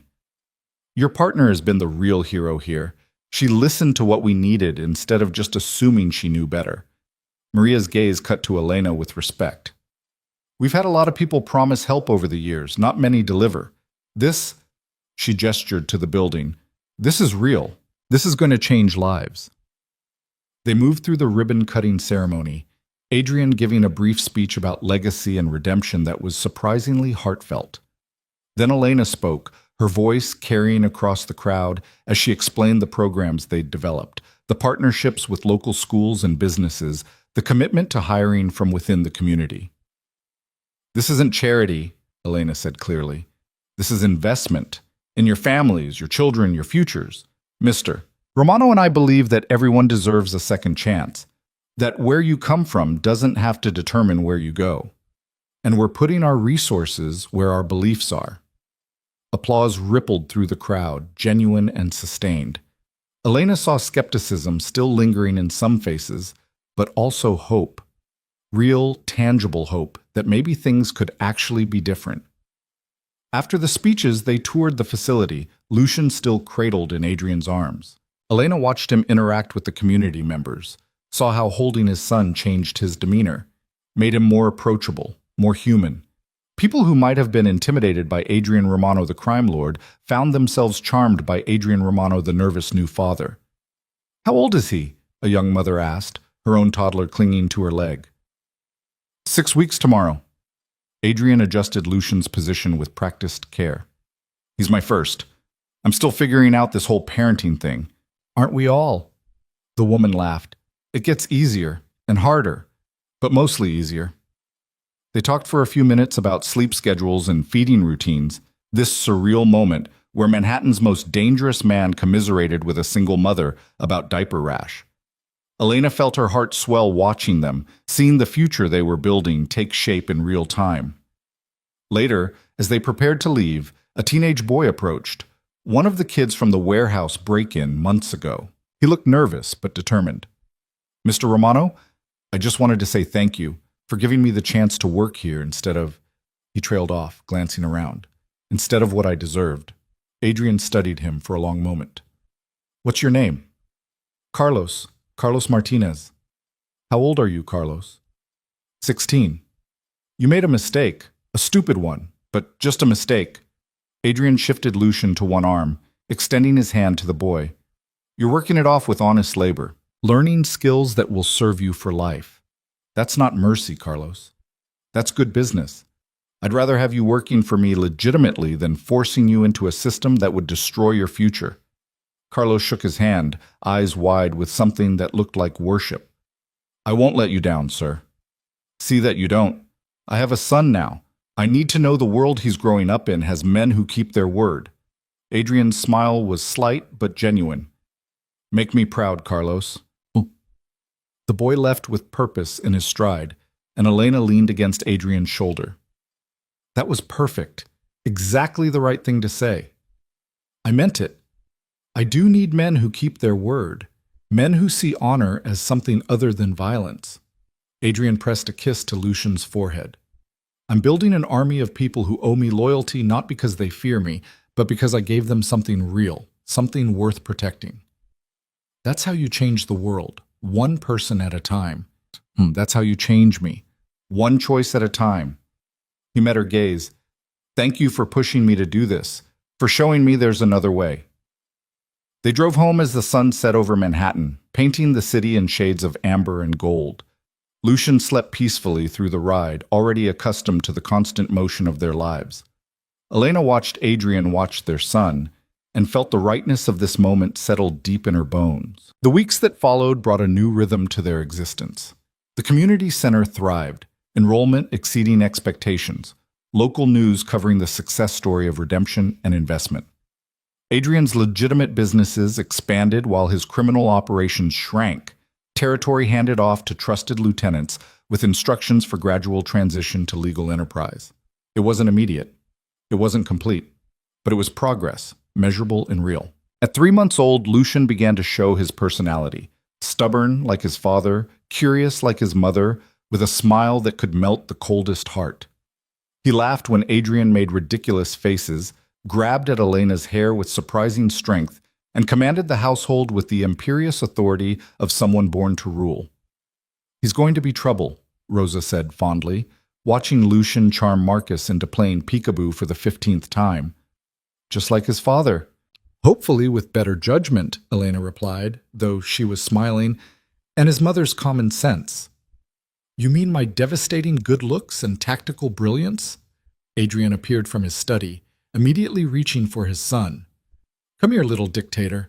Let's give Uncle Marcus a break. Marcus surrendered Lucian with visible relief, though Elena saw the affection in his eyes. Adrian's entire team had been transformed by Lucian's arrival, these hard men going soft around a baby who couldn't even hold up his own head yet. December arrived with the first snow, blanketing Manhattan in white, that would quickly turn to gray slush. Elena stood on the balcony with Lucian bundled in her arms, showing him the city transformed. Look, she whispered, that's where you were born, where your father built an empire, where we learned that love is stronger than fear. Lucian gazed up at her with those amber eyes, so like Adrian's, and made a sound that might have been agreement, or might have been hunger. Elena chose to believe it was agreement. Elena, Adrian's voice came from behind her. Come inside. You'll both freeze. She turned to find him watching them with an expression she'd learned to recognize. Love mixed with fear, possessiveness tempered by reverence. He'd never quite gotten over the terror that they might disappear, that this happiness might be snatched away. We're fine, just showing him the snow. But she moved back inside, letting Adrian wrap them both in his warmth. He's going to love winter, I can already tell. He's going to love whatever you teach him to love. You're his compass. Adrian's hand cupped her face. You're both my compass. Without you, I'm just lost in the dark. Then it's a good thing we're not going anywhere. Elena kissed him softly, careful not to jostle Lucian between them. You're stuck with us, Romano, for life. That's the best deal I've ever made. They spent Christmas quietly, just the three of them and Rosa. Adrian had wanted to shower Lucian with extravagant gifts, but Elena had vetoed most of them in favor of simple toys and soft books. Their son was 4 months old. He didn't need a miniature Mercedes or a custom-made crib that cost more than most cars. What Lucian needed was love and security and parents who chose each other every day, even when it was hard. On New Year's Eve, they stood on the balcony again, Lucian asleep in Adrian's arms while fireworks exploded across the Manhattan skyline. Elena leaned into Adrian's side, watching the city celebrate the arrival of a new year. What do you want for this year? Adrian asked quietly. What can I give you that you don't already have? Nothing. This is everything. Elena gestured to encompass the three of them, their family. A year ago, I was hiding in a diner, terrified and alone. Now I'm here, with you, with our son, building something real, something that matters. A year ago, I was hunting for you like a man possessed, thinking if I could just find you, if I could just bring you back, everything would be okay. Adrian's arms tightened around Lucian. I didn't understand that bringing you back wasn't enough. I had to become someone worth staying for. You did that. You are that. Elena turned in his arms, looking up at the man who'd transformed himself for love. I'm proud of you, Adrian. Of us. Of what we've built together. I'm still building, still learning how to be the man you need, the father Lucian deserves. He kissed her forehead. But I'll keep trying, for as long as you'll let me. Forever then, because I'm not letting you go. Elena smiled. You're mine, Adrian Romano. Just like I'm yours. We claimed each other, remember? Best decision I ever made. The fireworks reached their crescendo, the sky exploding in color and light, while Manhattan roared its approval of another year survived. Another year begun. And in that moment, with their son sleeping peacefully and their city spread below them in all its chaotic glory, Elena felt complete. She'd run from Adrian once, terrified of the darkness he represented, but she'd learned that darkness could be transformed, that monsters could choose to be men, that love was powerful enough to rewrite destinies. Adrian had been her captor, then her protector. Now he was her partner, her equal, the father of her child. He would always carry shadows. That was the nature of who he was, the world he'd been born into. But he'd learned to control those shadows instead of being controlled by them, to use his power for building instead of destroying. And that was enough. More than enough. Spring arrived with the promise of renewal, bringing warmth back to the city and color to the parks. Lucian turned 6 months old, sitting up on his own, grabbing everything within reach, laughing at the slightest provocation. He was pure joy wrapped in soft skin and amber eyes, a constant reminder of why they'd fought so hard to build this life. The community center had expanded its programs, serving hundreds of families. Adrian had quietly funded 3 more similar facilities in other neighborhoods, each one managed by local leaders, each one focused on sustainable investment rather than temporary charity. His criminal empire continued to shrink while his legitimate businesses flourished, creating jobs and opportunities that didn't require moral compromise. "You're becoming respectable," Elena teased one afternoon, watching him review quarterly reports from the various community programs. "Soon, you'll be invited to charity galas and fundraising dinners." "I already get invited to those, I just never went because they were boring." Adrian set down his tablet, pulling her onto his lap. "But if you want to go, we can. Show the world what we've built together. I want people to see that change is possible, that someone with your history can choose differently and mean it." Elena traced his jaw. "You're proof that redemption isn't just a fantasy. I'm proof that loving the right woman can save even the most lost soul."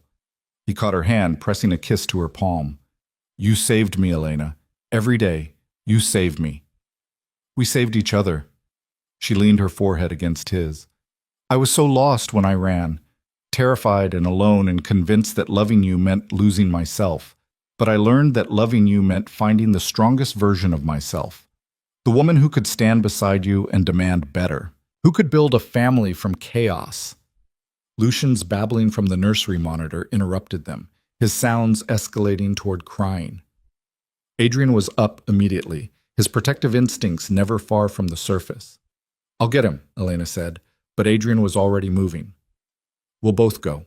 I want to see his face when he wakes up. That moment when he recognizes us and smiles." Adrian held out his hand. "Come on, our son needs us." They walked together to the nursery, this beautiful room they'd created filled with soft colors and gentle light. Lucian stood in his crib, holding the rails with chubby fists, his face scrunched up with pre-cry frustration. The moment he saw them, his expression transformed. Pure joy spread across his features, and he bounced on unsteady legs, babbling excitedly. "Hey, little man." Adrian lifted him from the crib, cradling him close. "Did you have a good nap?" Lucian grabbed Adrian's face with both hands, laughing as if this were the funniest thing in the world. Then he turned to Elena, reaching for her with grabby hands and imperious sounds. I know. You want Mama too." Adrian transferred Lucian to Elena, and their son immediately settled against her chest, content now that both parents were present. This was their life now, simple moments of family connection, laughter and tears, and the overwhelming responsibility of raising a tiny human. It was harder than anything Elena had ever done, and more rewarding than she'd ever imagined. "I have something for you," Adrian said, pulling a small box from his pocket. Elena's breath caught. "Adrian, it's not what you think." "Well, it is, but—" He opened the box to reveal a ring. Not the massive diamond she might have expected, but something more meaningful. A simple platinum band engraved with 3 words. Family, choice, forever. "I don't need a ring to know we're committed," Elena said, though her eyes were filling with tears. "I know. But I need you to have it anyway, as a reminder that this isn't obligation or circumstance or some transactional arrangement." Adrian took the ring from the box, holding it up. "This is me asking you to marry me, Elena Cross. To stand beside me, not because you're trapped, but because you choose it. Because we're building something real and permanent. Because I love you more than I thought I was capable of loving anyone, and I want the world to know you're mine and I'm yours." Lucian grabbed at the ring, fascinated by the way it caught the light. Elena laughed through her tears, her heart so full it felt like it might burst. "Yes. Of course, yes." She held out her hand, letting Adrian slide the ring onto her finger. It fit perfectly, as if it had been waiting for this moment. "I choose you, Adrian Romano. I choose this family. I choose this life we're building together." He kissed her then, careful not to crush Lucian between them, pouring everything he felt into that connection. When they pulled apart, both of them were crying, and Lucian was looking at them with the solemn confusion of a baby who didn't understand but sensed something important was happening. "We're getting married, little one," Adrian told his son. "Your mother is making an honest man out of me. Oh, your father is making grand romantic gestures, Elena countered. And we're going to be a family, officially, legally, forever. They spent the evening planning a small ceremony, nothing ostentatious, just close friends and family in the penthouse overlooking the city that had witnessed their entire journey. Rosa cried when they told her, immediately launching into plans for food and flowers and all the details Elena couldn't care less about. What mattered was the commitment, the choice to bind their lives together not out of fear or necessity, but because they'd fought for this love and earned it through 1,000 small decisions to choose mercy over violence, trust over fear, partnership over possession. The wedding took place 3 months later, on a perfect June evening when the sunset painted everything gold. Lucian, now 9 months old and crawling everywhere, served as the world's most adorable ring bearer with Marcus's help. Rosa cried through the entire ceremony. Marcus pretended not to, though Elena saw him wipe his eyes when he thought no one was looking. They exchanged vows they'd written themselves, speaking truths about darkness and light, about running and staying, about the power of choosing love even when it terrified you. I was a monster when I met you, Adrian said, his voice steady despite the emotion in his eyes. I took what I wanted and destroyed what threatened me. You could have run forever, should have run forever. But you stayed. You looked at the worst parts of me and demanded I become better. You gave me a son and showed me what real power looks like. Not the power to hurt, but the power to heal, to build, to transform. I promised to spend the rest of my life being worthy of that gift, to choose mercy when my instincts scream for violence, to build when it would be easier to destroy, to love you and our son with everything I am and everything I'm becoming. Elena's turn came, and she had to take a breath to steady herself. I ran from you because I was terrified, not of you, but of how much I loved you, of what loving you might cost me. But I learned that the real cost was in running, in choosing fear over faith. You've spent 9 months proving that love can transform even the darkest soul, that a man who once killed without hesitation can learn to show mercy, that a criminal can become a father, a partner, a builder of communities. I promise to stand beside you, to call you on your mistakes and celebrate your victories, to raise our son to be better than both of us, to choose you every single day, even when it's hard, especially when it's hard. When they kissed to seal their vows, Lucian let out a delighted shriek, as if he understood that something important had just happened. The small gathering applauded, and Elena felt Adrian smile against her lips. Mrs. Romano, he whispered. Mrs. Cross Romano, she corrected. I'm keeping my name, too. Of course you are. His laugh was pure joy. I wouldn't expect anything less. The reception was intimate and perfect. With food Rosa had been preparing for days and music that ranged from classical to ridiculous.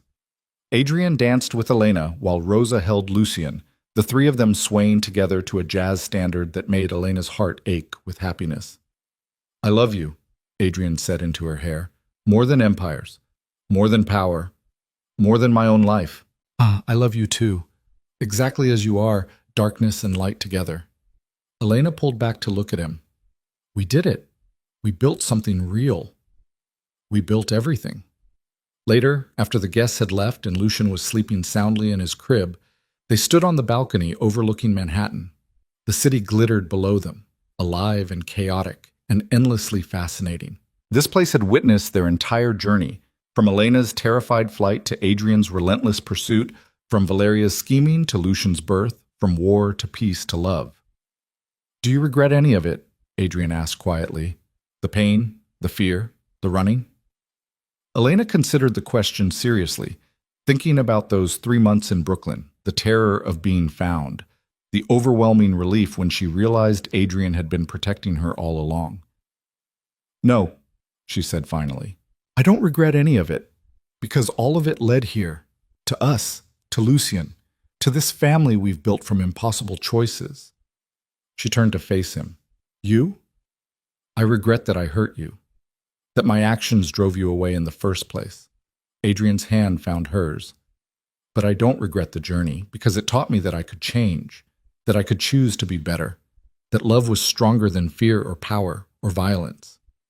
And now? Now I keep choosing, every day, to be the man you need, the father Lucian deserves. to build instead of destroy. His smile was soft. It's the easiest and hardest thing I've ever done.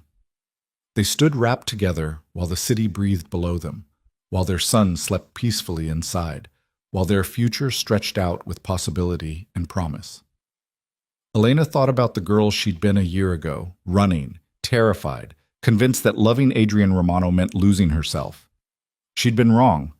Loving Adrian had meant finding herself, finding the strength to demand better, to stand firm, to build a family from chaos and choice. Years would pass. Lucian would grow, would learn to walk and talk, and eventually understand the complicated legacy his parents were building for him. The community centers would multiply. Adrian's criminal empire would continue its transformation into something legitimate and lasting. There would be challenges and setbacks, moments when the darkness threatened to resurface, but they would face it all together. Partners, equals, two people who'd chosen each other despite every reason not to, and who kept choosing each other every single day. Because that was what love meant. Not the absence of fear or difficulty, but the decision to stay anyway, to fight for something better, to transform darkness into light through 1,000 small choices that added up to a lifetime. Elena Cross Romano had run from the most dangerous man in New York, and then she'd chosen to return, to stay, to build a family with him. It was the craziest, most reckless, most absolutely right decision she'd ever made, and she would make it again, every day for the rest of her life. The city glittered below them. Their son slept peacefully, and in each other's arms they'd found the home they'd both been searching for all along. Not in penthouses or power, not in territory or control, but in the simple, extraordinary act of choosing to love completely, fearlessly, and forever.